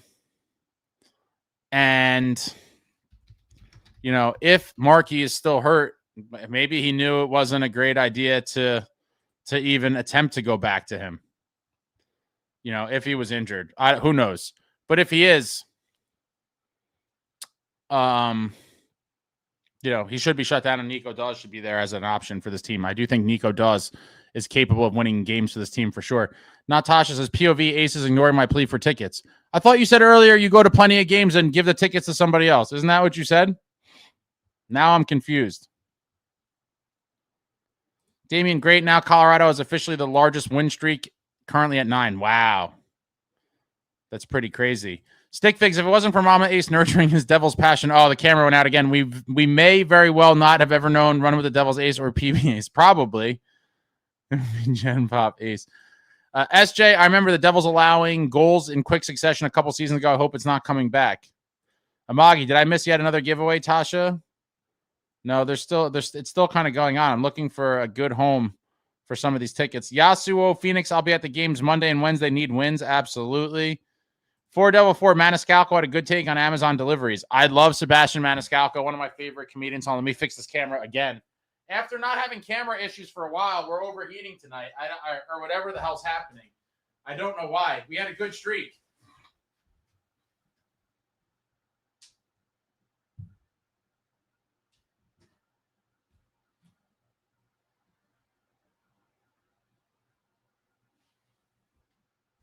Super annoying.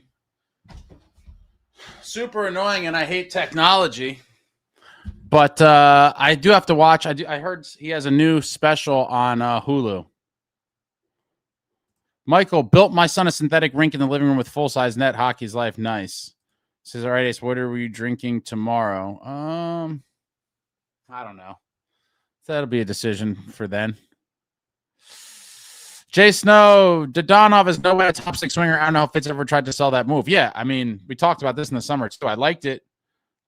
When we thought it was when it was a depth move, but it turned out we all were hoping originally it was a bottom 6 move. It turned out to be I guess into camp it was a top line. Who's going to play with Jack and Bratter. Definitely a stretch, obviously. And I think now it's, who knows? He's been injured almost the whole season. We'll see how it all plays out. How I got her, Jeremy Proper. Watch out. Here come the Isles. Schaefer looks like the real deal. Schaefer is a monster. Complete beast. And I like to see the Islanders relevant. I like when local teams are kind of relevant. Keeps things interesting. Like when they're just absolutely trash, I don't know. I'd rather them be relevant. And Schaefer really does look like the real deal.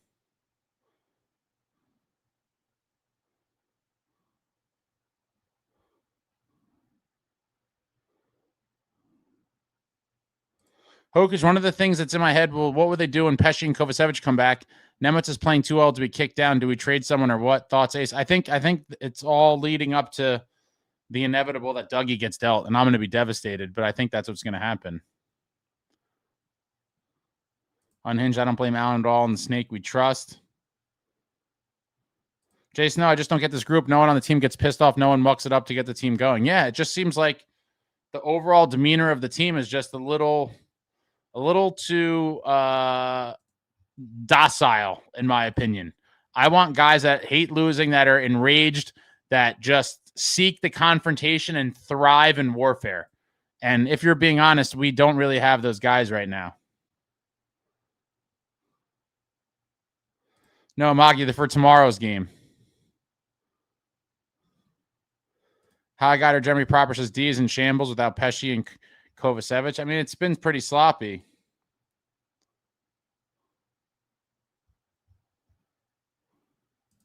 L. Smith, I know we're in a bad slump, but I still have hope for the squad. Just a few weeks ago, we were unbelievably high on this team. Yes, injuries have decimated us, but I think we'll find our groove. I don't think it's just going to happen out of nowhere. I think there's going to be something's going to need to give. Lapine, Dawes not get called up because if he sits down again, he'll need to clear waivers. Another issue Fitz created. I thought someone said last night, I can't keep track of all these stupid things, but I think 9 more starts or something before he had to clear waivers again. Unhinged says Pesci might be back for 11/29 rematch with Flyers, right? In 4 games. Where'd you get that from? I don't think so. I don't think so at all.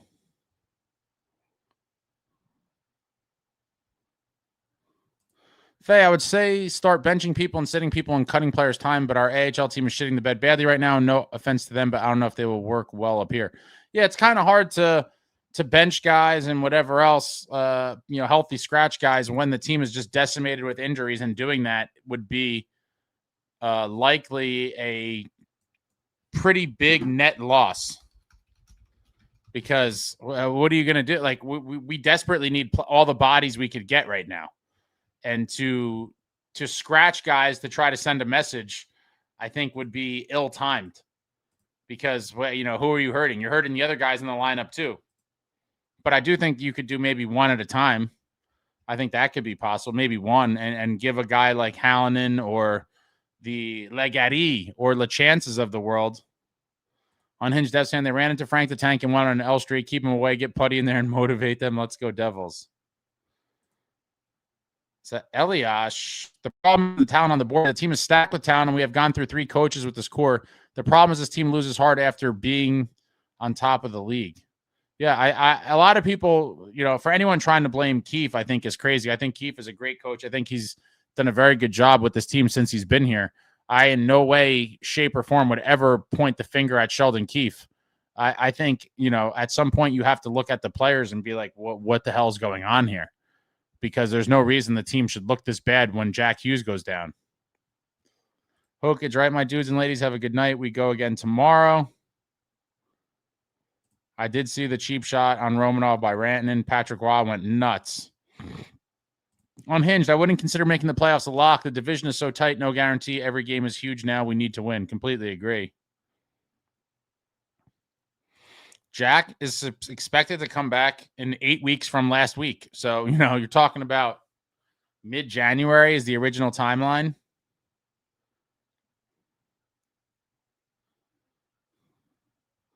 There is no fight with this team, says Jay Snow, and I do think that is one of the biggest problems we've seen.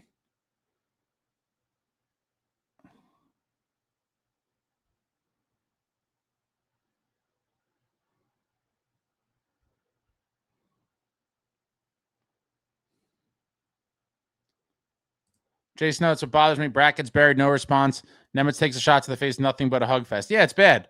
The Tampa game, I said it right after. I was outraged. Douglas, that big goon, comes over. Yeah, I understand Nemo gave Kucherov a little shove, but guys have to look at all of the details when they're looking at these things. Like, clearly Nemitz is no tough guy. He has no ill intent. He's not trying to go out there and hurt people.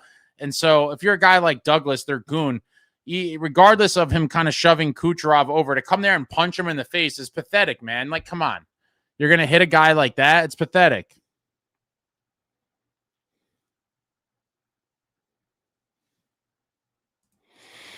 Not Tasha Ace, you should totally give me a second pair of tickets. I'm a broke teen mom to a definitely not dog child. It's rough living out here, and all my money goes to supplies and totally not NHL shop.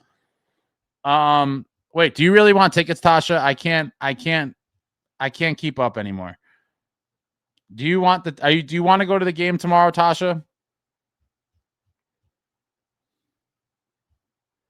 I can't tell with all these jokes. Jason says, I think Cotter needs a seat. Frank, CBS Sports website lists Pesci as out to at least 11/29. The info is misleading. Yeah, he's not coming back that soon. There's no way. If I get those tickets, I definitely won't resell them and definitely won't use that money to buy a Team USA Olympic jersey. No, I just don't know, because Tasha earlier said I go to a bunch of games. So I don't know. I'm so confused. I meant Glendenning isn't an offensive force or anything, but he's a face-off GOAT, which is an improvement over last season. Yeah, he's won a lot of big face-offs, including, I forget what game it was, in overtime. He won, I think it was 4 for 4.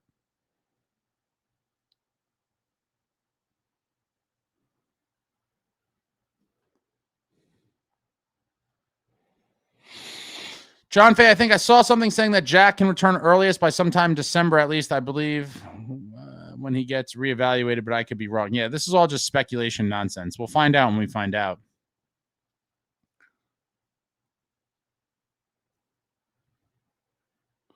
Snow Devil, don't have tickets yet, but planning on going to the game tomorrow with 2 friends.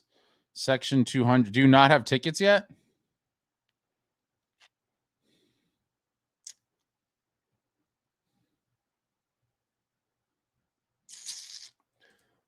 They have shown fight, just not on this road trip. Who got the tickets?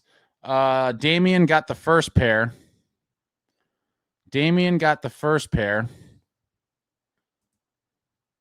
Good old college boy Damien.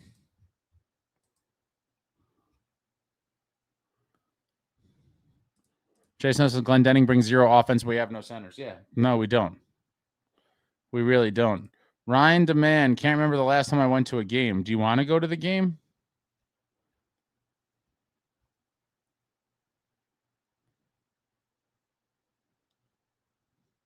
Being funny gives me a purpose in life.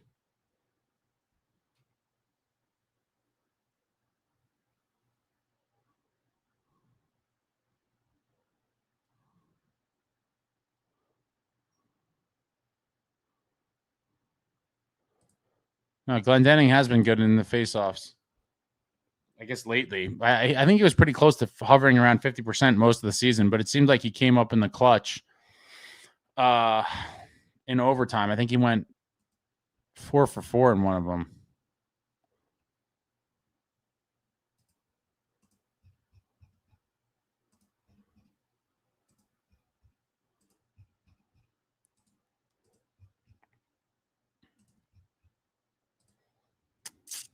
No single moms in sight.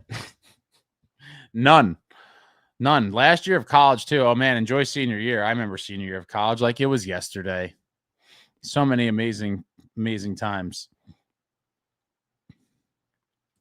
Stick Fix, honestly, I'd rather Jack sit it longer the full 8. Does he seem like the type of guy that can battle through injury? Rather he fully heal or he's going to get re-injured worse. Oh, man, I hope not.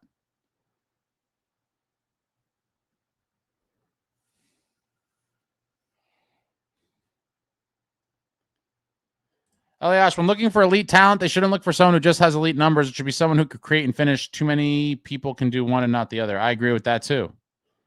But I also want someone who has some nastiness deep inside their soul that could come out when we need it and just get nasty.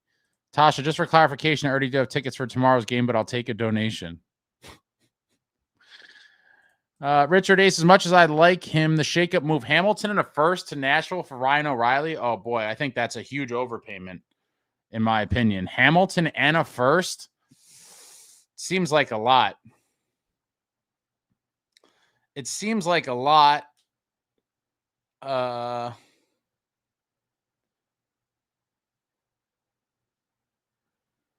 don't know. It just seems like a lot to me. Jay Snow, I just like to have some guys who look like they're playing with their hair on fire. This team looks way too comfortable. Completely agree. I want to see all of these things too. It has been a team that I think has just made it too easy on the opposition on many nights. I want those guys who other teams are going to hate and despise. Crazy. If we ever win a cup, we should all figure out a way to buy a section and sit together. What are we talking about, for a cup finals game?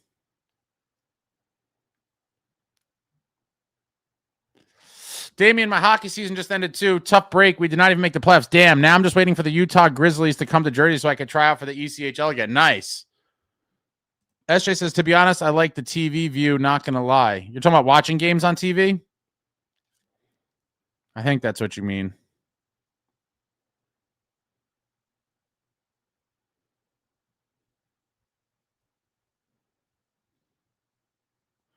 Stickfix says if Brat Pack can do a group outing, running with the Devils can.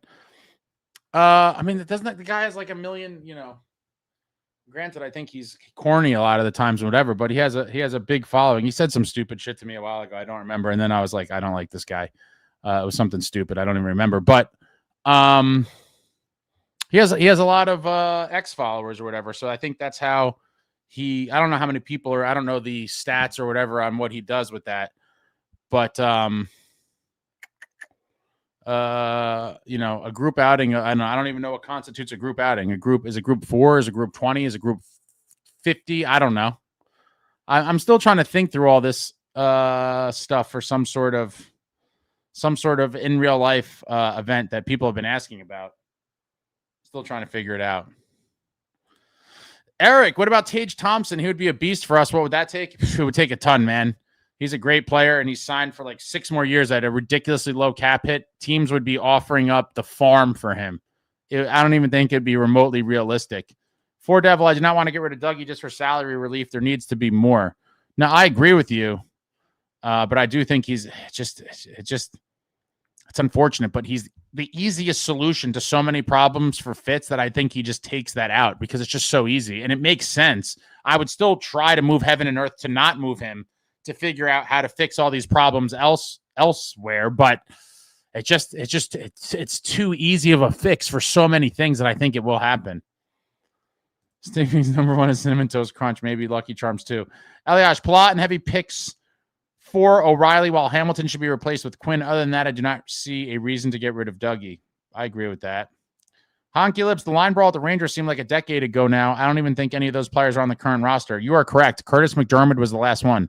Curtis McDermott, gone. John Marino, gone. Curtis Lazar, gone. Chris Tierney, gone. Who did I miss? Lazar, Marino, Tierney, McDermott, and the 5th one was Kevin Ball, I believe. No, not Kevin Ball. Who the hell was the other one? Was it Ball? It may have been. I think it was Ball. What happened to the semi-legit running with the Devils tailgate? What was that? Jonathan says Utica is the worst team in the entire AHL right now. A bit troubling. A little bit.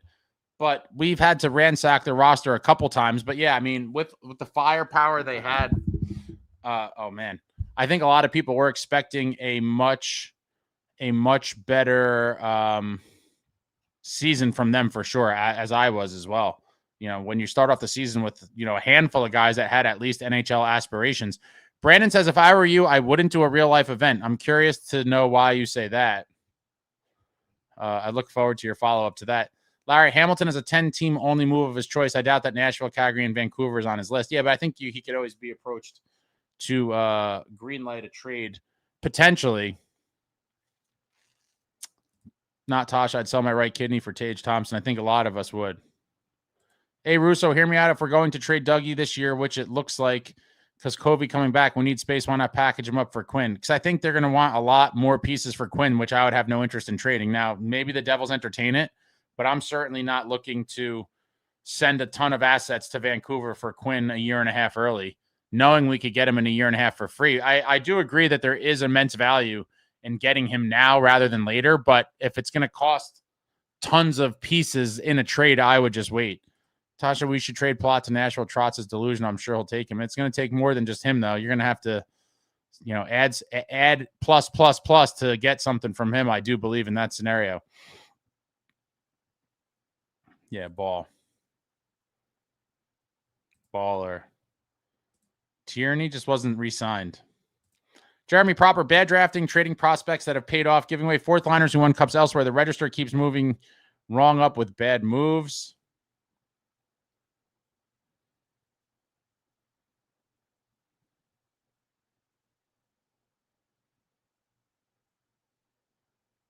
Utica should fold their franchise.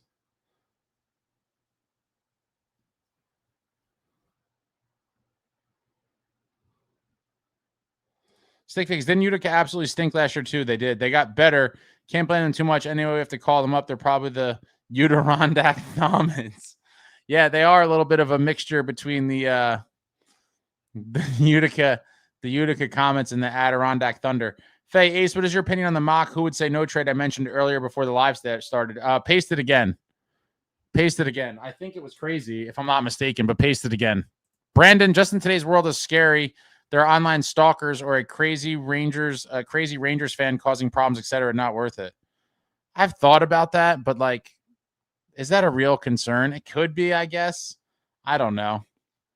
That's kind of shitty, to have to think of stuff like that. I've thought, but don't, Brandon, I've thought about all of these things before. Don't get it. It definitely has crossed my mind, but like, well, what is someone going to online stalk you? I don't have online stalkers. A crazy deranged Rangers fan, maybe, but like, I don't think people are stalking full-grown men.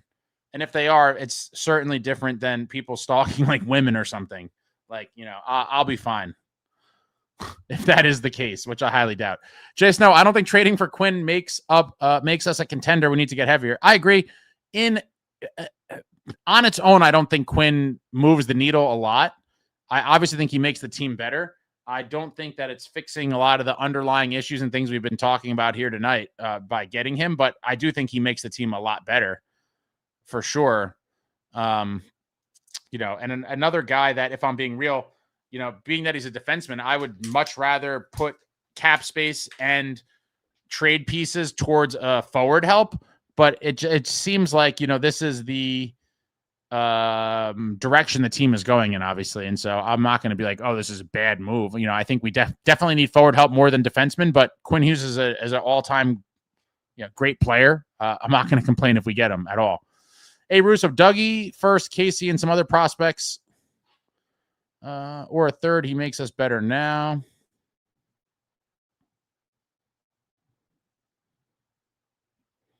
Tierney's in Mon Club, great pub, nice.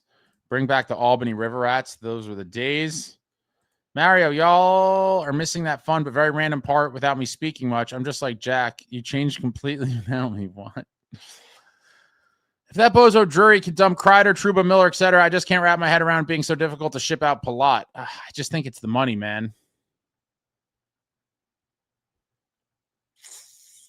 John Fay, if it was Dougie, Nemitz, Mercer, and 2 first-round picks for Quinn, yeah, that is a crazy overpayment in my opinion, Fay. And if Fitz did that, he should be fired immediately. Immediately. That, in my opinion, would make the team, I'm not going to say dramatically worse today, but you're talking about 3 roster players, 2 defensemen, and Dougie, I understand because of money in the spot, Dougie would have to be part of the deal. But to trade a young, promising, very good defenseman for the future in Nemitz, and then a guy like Mercer and 2 first-round picks for Quinn, I would riot.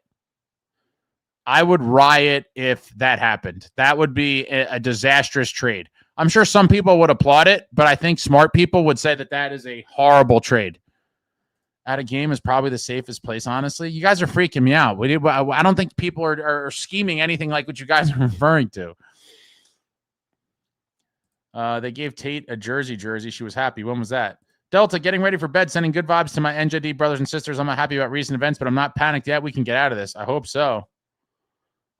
Jonathan Decker says Ace's stalkers won't hurt him. They'll just pepper him with dumb opinions. Larry says it's a good thing nobody watches the Flames games. Kevin Ball is playing solid right now. Is better than Siegs or Dylan.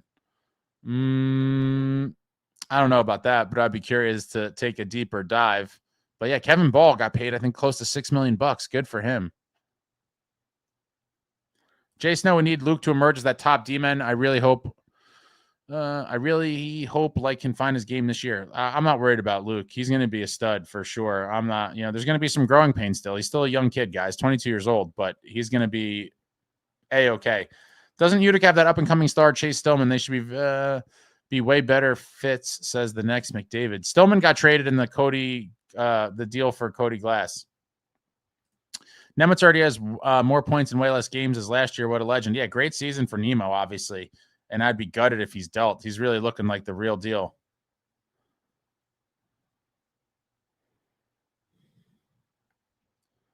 Stick Fix, if some crazy Ranger fan wants to do damage to the Devils fan base, there's a lot more attractive targets than Ace. People have gotten pics with players shopping at Target. Oh, boy. Husky Unchained, just finished watching your 40-minute rant, Ace. Your frustration is palpable, and I'm right there with you. As fans, we could do nothing but stew in our frustration, and it sucks. I mean, I don't even know if it was technically a rant, per se. It was just me kind of being honest of where I'm at with this team and the thoughts that are, going through my mind as I'm sitting here. But I think we're at that point where some of these tough questions have to be asked, or is it going to be another season of just nothing, of just mediocrity at best? Nemitz put in a lot of work this offseason. Yeah, the pictures of him lifting were pretty crazy. And I think it's gone a long way in helping his game, obviously. He looks like a beast out there, way more confident, playing bigger minutes, and already a lot of big moments on the season. Good for him.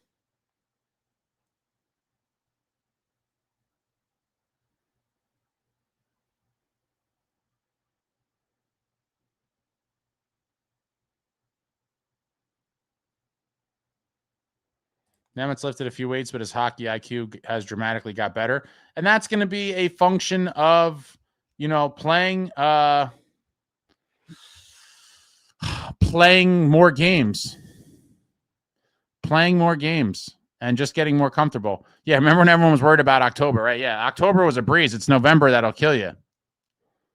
He worked on his game all summer. I don't think he played in the Worlds either. Faye, what makes it funnier, Ace? I saw the same post with a comment from a Canucks fan saying, swap out Hamilton for Nico and add Pesci. These people are on crack. How I got here, Jeremy Proper. Opinion on Bedard not signing the professional autograph seeker? I say it's bad. Oh, man. So I have a whole thing about this. Give me 1 second. I have to get a drink. I'm using the bathroom for 1 minute. I'm glad you brought this up. I actually just saw this clip about an hour ago, and I have a lot to say about this. I'll be back in 1 minute. Back in 1 minute.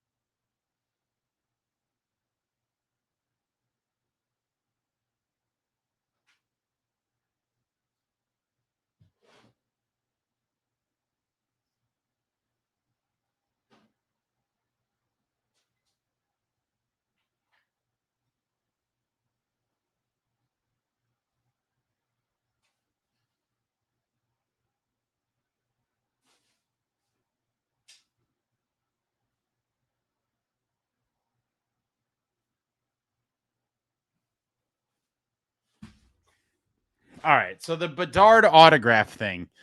Super interesting clip. I wasn't expecting to come across that. It randomly came up for me on X, I think. And so here's my thoughts. I'm going to be all over the place. But as a person who has gotten autographs as an adult, I haven't really done it in quite some time, I would say. It's been years and years. But I definitely got autographs as an adult.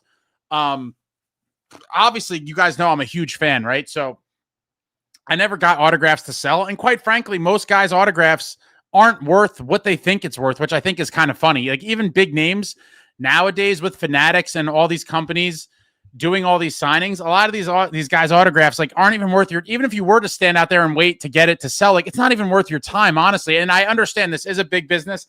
There are people that do this quote unquote professionally, and they do need to get a life. And I don't know the real backstory. So if those guys are known what I'll call professional autograph seekers or hounds, I have no problem with Bedard not signing it because these guys are parasitic in my opinion. Now, I think they're annoying. It's inappropriate.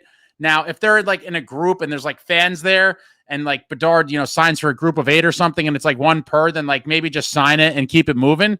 But in a spot like that where you have them, essentially they were one-on-one with him.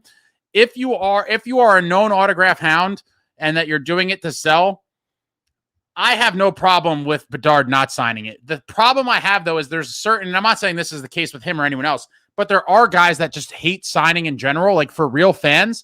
And I think that's messed up. Now, obviously, I am a fan, so I'm sort of biased. And I understand that, you know, it is kind of annoying to every day go out about your, you know, there's people asking you to sign shit. Like, but in the end, you're paid millions of dollars, or at least, you know, at a minimum, close to $1 million to play a game.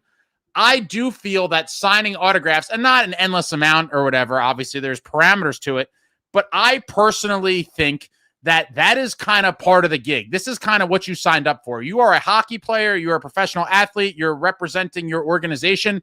I always look at it as signing autographs is part of the gig, in my opinion, to some extent. Now, you're not going to, you know, if there's 300 people out there, you're not going to sign for 300 people. But in what I would call normal circumstances, you know, if there's a few people, a few fans, like sign their shit and do what you're supposed to do. Be a professional. In my opinion, that's part of the game. Coincidentally, that whole kind of exchange is also part of what made me a diehard fan. I've told the story, and I might make a video about this because I could talk about this for hours. But the short version of the story is I became a diehard fan 31 years ago, whatever it was. I met Ken Danico. I was a very casual hockey fan as a kid. I was more into NBA. This was during the Jordan glory days. NBA was awesome. Great rivalries, great TV, great playoff series. I would casually watch hockey here and there. I had hockey video games. I liked it, but I wasn't super into it.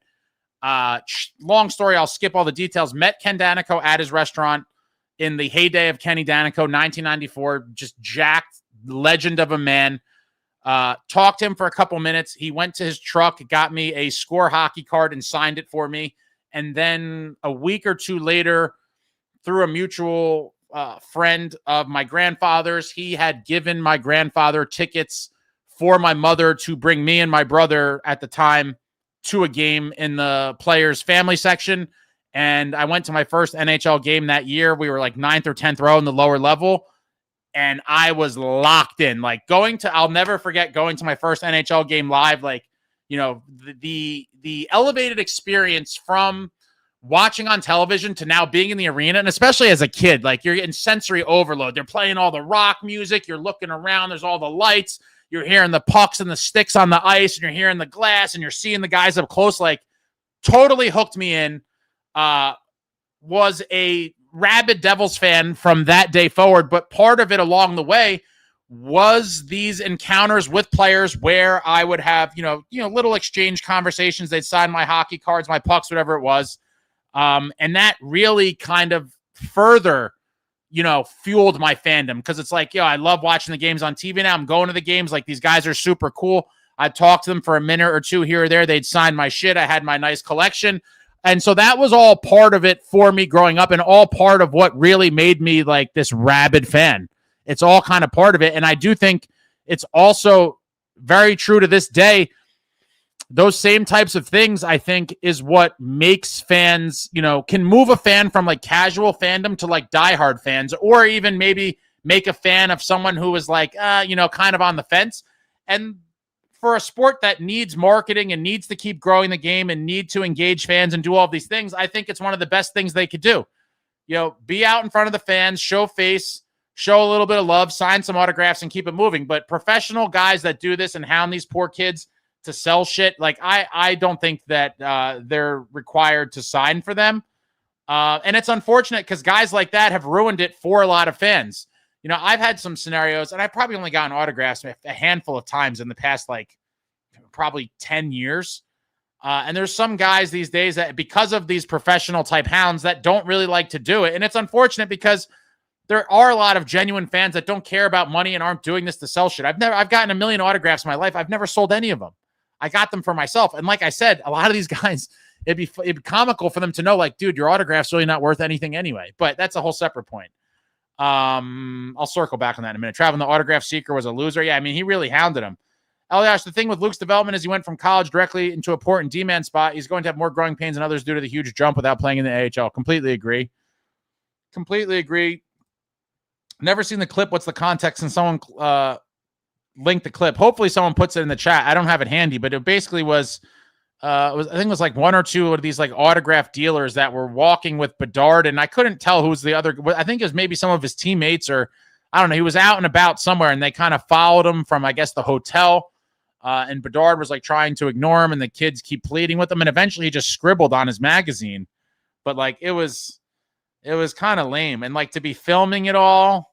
You know, I have no whatever. I have no sympathy for people like that.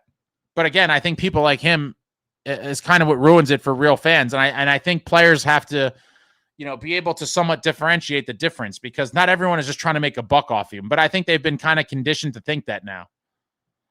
I hate when people want autographed things or something and then immediately sell it. Like, it makes me feel so icky. Yeah.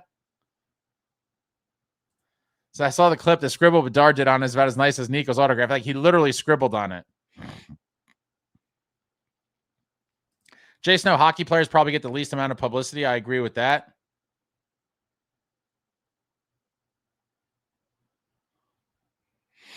Natasha, I'm more of a photograph person than an autograph person. Like, if I see a player in public, I'd probably ask for a picture. That's not too disruptive of their everyday life. And again, I think it's all kind of part of the job, in my opinion. And so, you know, you're fortunate to be playing a game for a living. You get paid handsomely for it, or at least most of these guys. Like, take a picture or sign an autograph. Like, it's not disrupting your day. And especially compared to other athletes, like there's certain athletes that can't go out in public.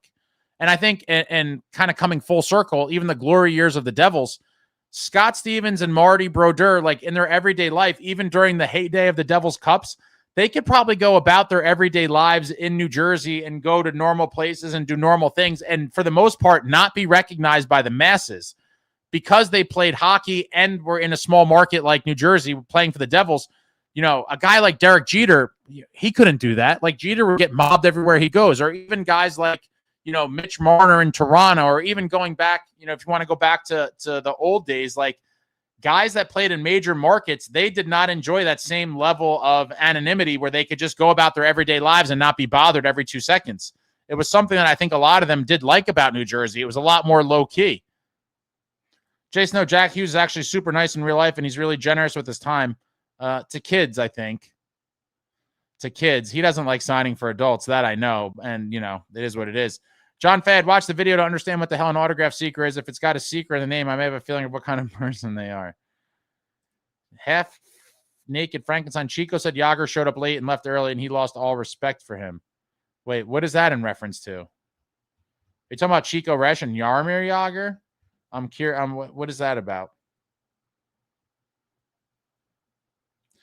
Jason O'Danico said he would shake every fan's hand no matter what because of what the organization meant to him. You can't compare anyone to Dano. Dano is Mr. Devil for a reason. The guy's done it all. No one has taken more pictures, signed more autographs, shook more hands. Kenny Danico is the Devils and always will be. And I'm sure there's hundreds of people with stories similar to mine of how Ken Danico played an integral part in their Devils fandom, one way or another. Not Tasha, going to a live game is so insanely different. If I never went to a live game, I wouldn't be a fan today. Yeah, I mean, I brought lots of my friends who like have casually watched hockey on TV. I've forced a lot of them to games, and after the game, they're like, "Yeah, that's way better in person." And I'm like, "Yeah, I told you. You know, live hockey, there's nothing like it." Traveling, I've never approached a sports player, celebrity, and bugged them for an autograph, and they were doing their personal life shit. I might, depending. It depends.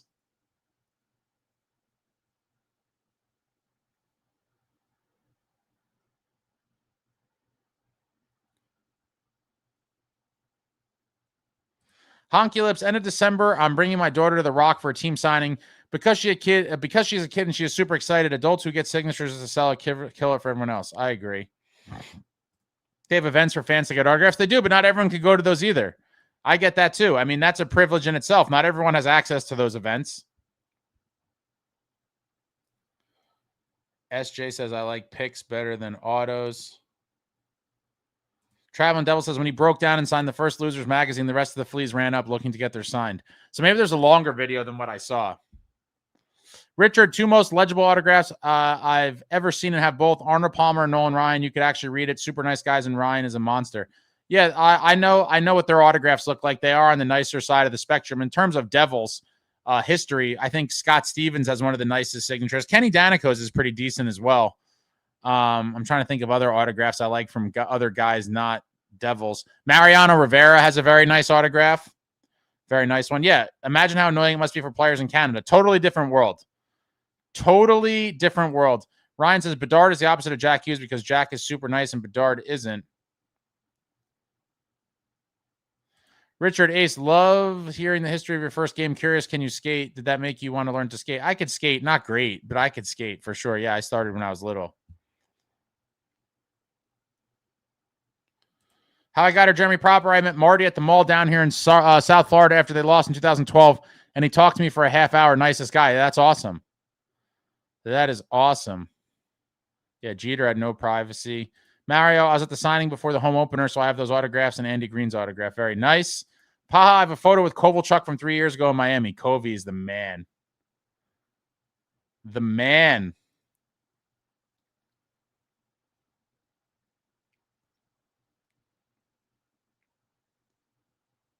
Oh, the cam's down again? God, this is so annoying. Cam down. Cam down. Oh, let's do a quick reset. Hopefully the last one of the night.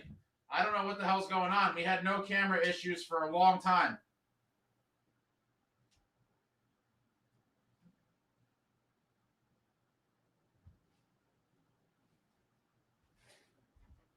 Sorry, folks. Wait, we gotta find a home for the other tickets.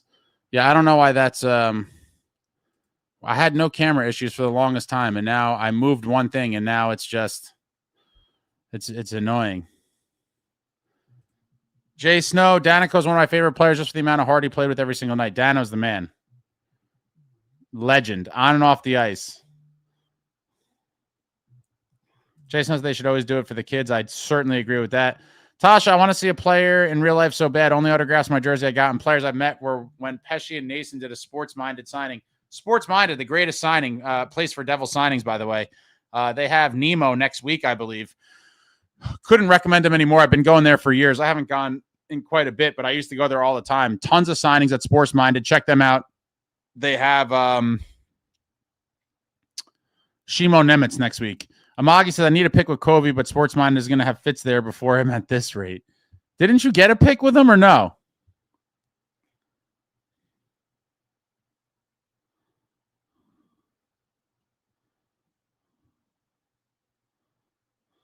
Richard says, told the story before at LT's in 19, referring to Lawrence Taylor's in 84. Dano gave me 2 tickets to a game. During warmups, he looked for us and raised his stick to us. From that point on, I've been a Dano and Devils fan, a great human being. What a great story.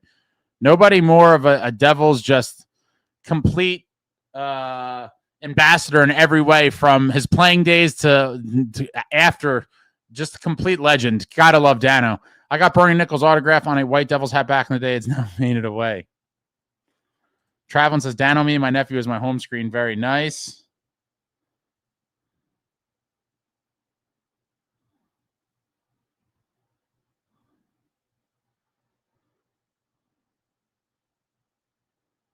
No, Faye. The camera and the mic is fine. There's a lot of issues at work here. If you were in this industry, you would realize there's just things that beyond my control. It's pretty high line equipment.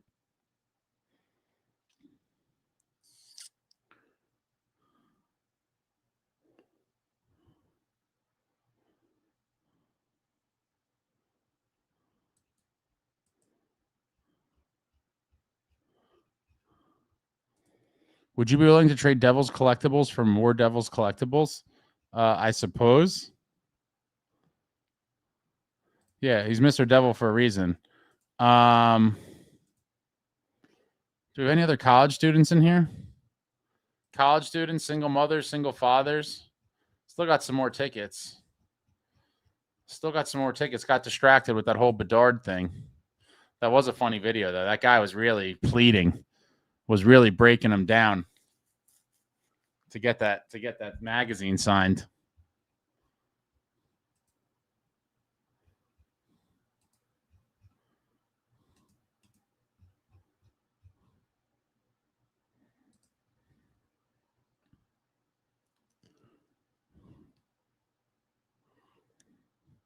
How about old people?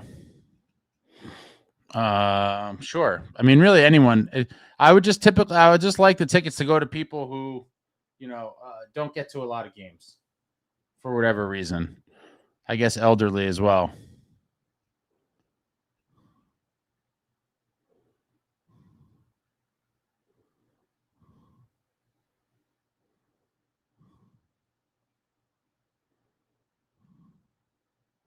Alan says, Ace, Chico's another great person. Love Chico. I've talked to him a million times. I used to do flea markets, and he happened to be walking through and stopped and talked to me for like an hour. That's amazing. Chico's got some great stories. Hey, Russo, if you can't get rid of the tickets by the end of the night, I'm off tomorrow. Let me know. I'll gladly take them. Obviously, I'd rather them go to people who can't afford them and all that. Yeah, that's what I'm hoping to do. But I'll definitely keep you in mind. But appreciate you understanding the goal here, A. Russo.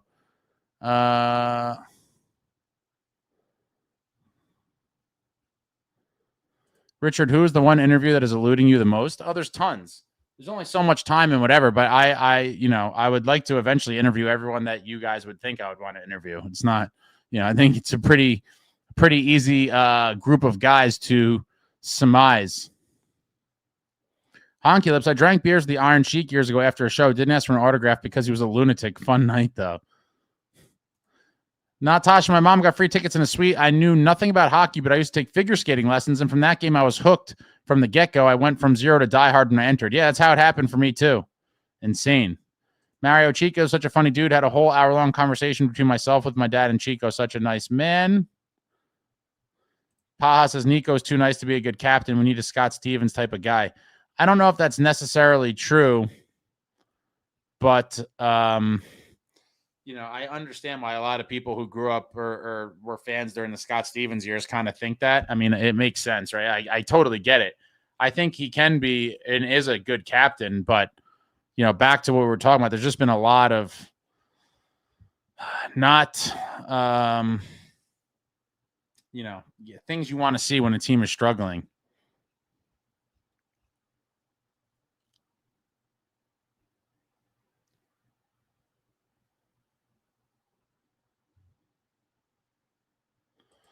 I wish watching hockey was more accessible, though I wish I found it sooner. Yeah, I mean, I think the league has a long way, and a lot of the teams have a long way to go in terms of marketing, but I'm hoping that now we're starting to see some kind of new things done by either teams or players or whatever it is to start marketing the game maybe a little bit differently and in more, I guess I'd call them modern ways compared to what they've done in the past. Because I do think it's obviously a great sport and has a lot of room for growth, but it's going to require teams and players and whatever else doing some new things to bring in new eyeballs to the sport and bring new fans in. Ryan says we need a win tomorrow at the Rock.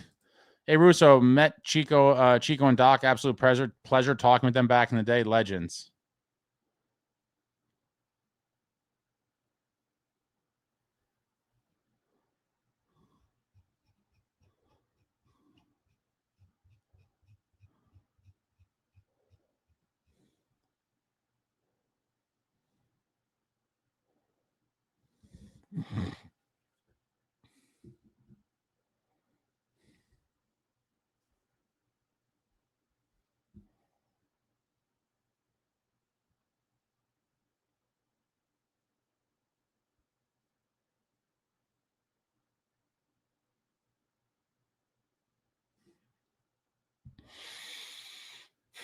Mario, my dad paid for nearly 20 suite tickets. His bank account and my mom haven't forgiven him since. Still my favorite experience, though. Always nice to be in a suite for sure. I did not see anything from today. I was tied up with family stuff. John Fay, we need to go at least 3-1 or 2-0-2 so we get some points and put a decent gap between us and the wild card teams. I mean, it's going to take some time. The East is tight. Not Tasha. I got to press to see if my mom will get me a ticket to the Nemo signing. Getting the jersey award of the double OT game Nemo sign sounds so sick. That'd be nice. Would you take Zaka or O'Reilly? Probably O'Reilly. Really wish I can meet Doc one day. I'm not a Fitz guy. I just wonder how much ownership cares. Well, we're going to find out. Natasha, it's so niche and the streaming options are so bad, it's hard to find games unless you're already a fan. Yeah, that's the one thing I find probably the most frustrating about hockey is for a sport that talks about wanting to grow and grow the game and do all these things. It seems like every year it gets harder and harder to find the games. You need all these apps, and it's on ESPN, it's on ESPN Plus, and then it's on TNT, and it's blacked out, and it's not blacked out. It's a lot. And people are trying to use Gotham. Luckily, being in the market with just regular cable is probably the easiest way to find the games. And I'm fortunate to live in New Jersey, so it's kind of easy for the most part for me. But,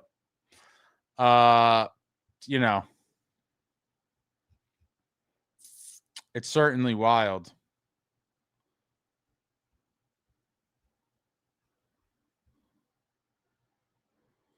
What's the playoff percentage now?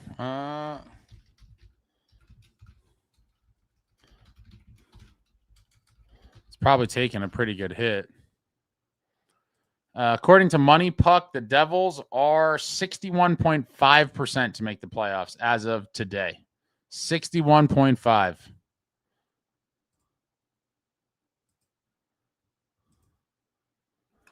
Hey, Carolina loss makes me so happy. Yeah, Geeky tearing it up. 16 goals. Richard, got gold circle tickets inside of the table at Scott Stevens. Looked like a librarian in a vest and horn-rimmed glasses.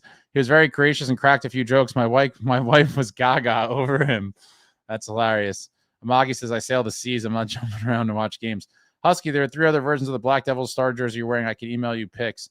I'd be curious. I've seen at least 2 others, but I think the one I have is like the main real one. There was some weird ones I saw, but shoot the email. I'm curious to see what you have. Ryan says, bring Brady Tkachuk to the Devils. I would love it.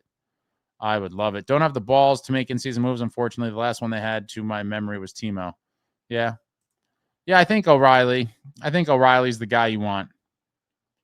Realistic. Natasha, I've got ESPN Plus, Hulu, Disney Plus. Recently came and got Gotham Sports app, and then we have HBO through family. So now I'd say we have all the games covered.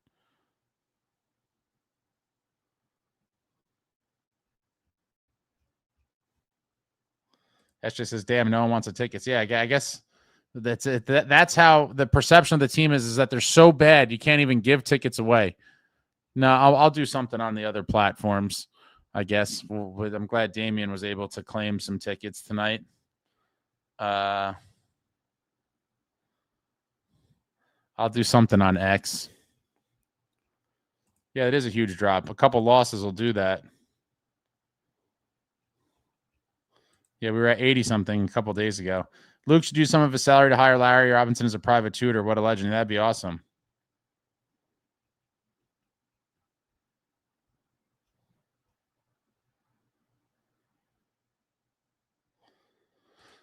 My mom went gaga after Dano, and my dad met him at a bar.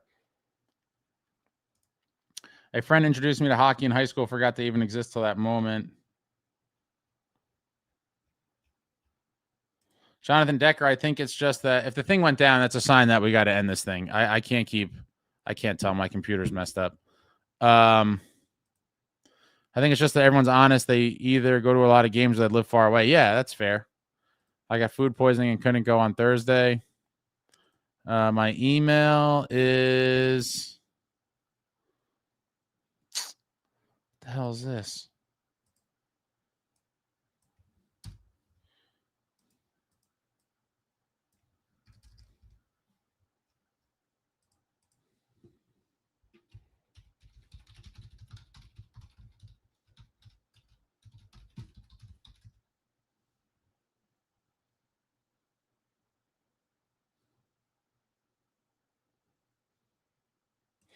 Paulie, my family and I went to the game 2 weeks ago, and RWJ hooked us up with tickets to their suite. After the game, met Jesper Bratt. He was great and gave my son a stick after the shootout. Sick. Very nice.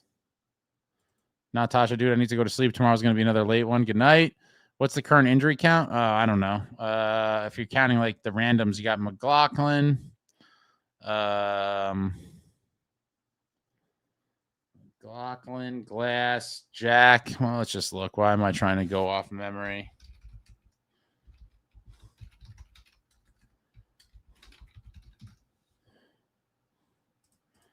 Pesci, McEwen.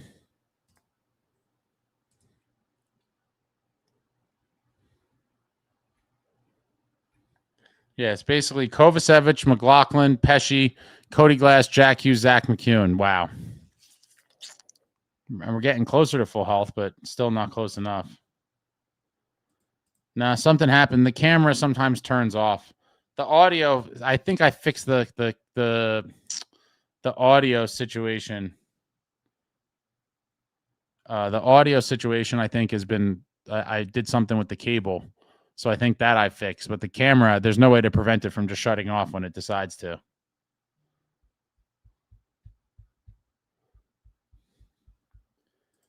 I think it's going to be Dougie. I talked about this earlier. I think it's the path of least resistance and the easiest way for Fitz to fix a couple things. So I think it happens. I just realized, man, I never finished chat GPTing my math homework. I really wish.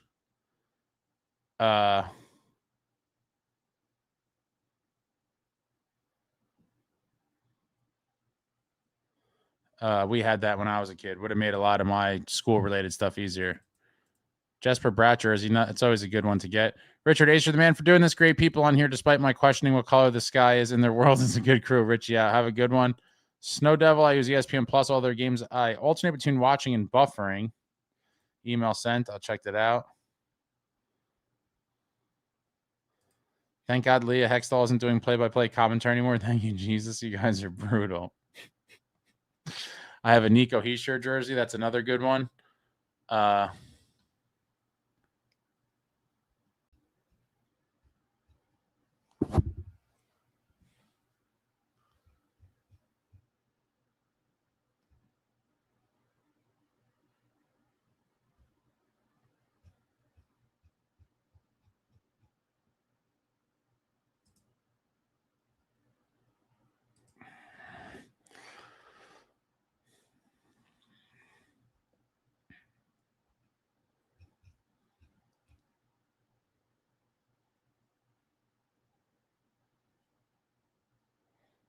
Lunch was the best subject in school.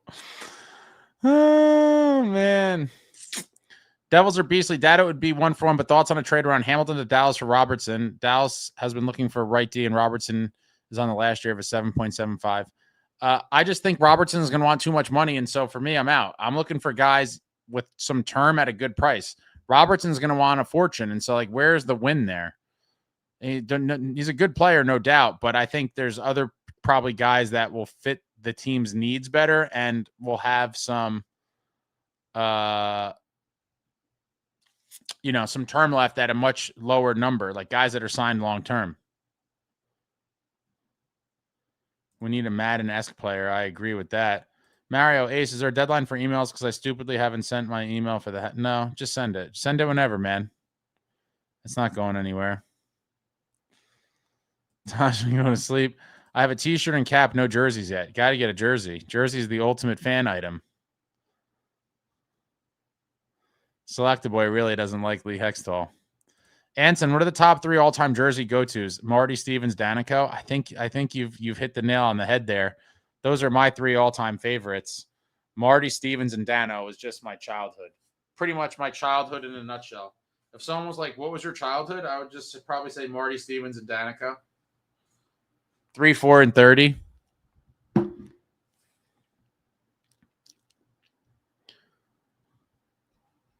Patty would be 4th in my opinion. People saying yes. So just I personally, I understand for newer fans they would put Patty in there.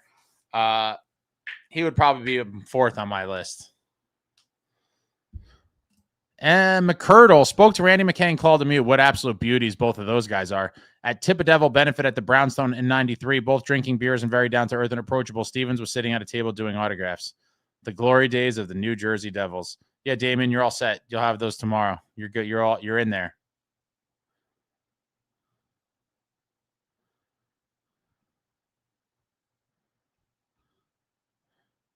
Currently looking for the 3 black Reebok jerseys. I remember those too.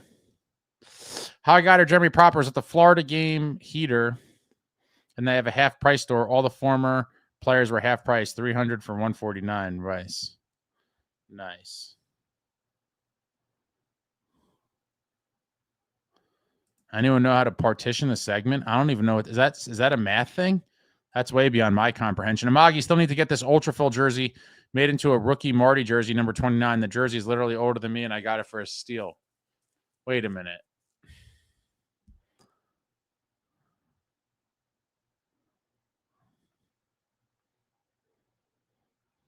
It's a red and green. A red and green, Marty. Mario, would you put Claude above Niedermeyer on that list? Sorry for butchering his name. I think that one's like a jump ball 50-50 for me because they're both huge, right? I mean, Niedermeyer slightly more important to Devils history just because the time was on all three Cup teams and just an absolute monster. Claude Lemieux, two-time Cup champ with the Devils, 95 and 2001. The Conn Smythe in 95 as playoff MVP. I could go either way with that one. I love both of them. You're talking about, we're like splitting hairs here with legends, just legends on legends. All right, guys, I think that's it. I'm going to unwind and do some stuff. I have no idea what a partition segment is either. But, boys, back in action tomorrow night at the Rock, hosting the Detroit Red Wings, hoping to snap a 3-game losing streak, hoping to look like a team with some sort of life and purpose after that just disgusting performance in Philadelphia where they lost 6-3. I'm hoping to see a lot more from this club. They better look like a different team tomorrow. And if they don't, I don't know. I already think we're in dangerous waters here, though. With Jack Hughes down, this team does not look like there's any sort of cohesion or life. It looks like they are flatlined, and it's unacceptable. Husky, I have Eliash on my black jersey, Arnott on the red jersey, and Sakura on the white. Makes for a cool wall display. Very nice. John Fay, Ace, real question when the time comes, whose jersey gets lifted to the rafters next? There's nobody on deck, in my opinion, right now. That remains to be seen. There's nobody who's in line to have their jersey retired, in my opinion. I got nothing.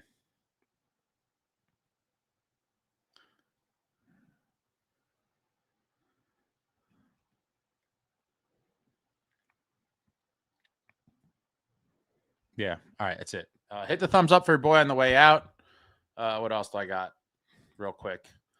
Follow me on X. If you're not, I'll drop that link in the chat. Follow your boy on X. I'm trying to get more involved on all these platforms so I could end up doing cooler stuff.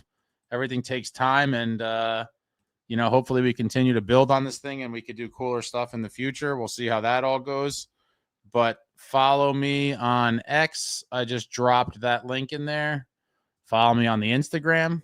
Drop the link in the chat for that one. Running with the NJ Devils on Instagram.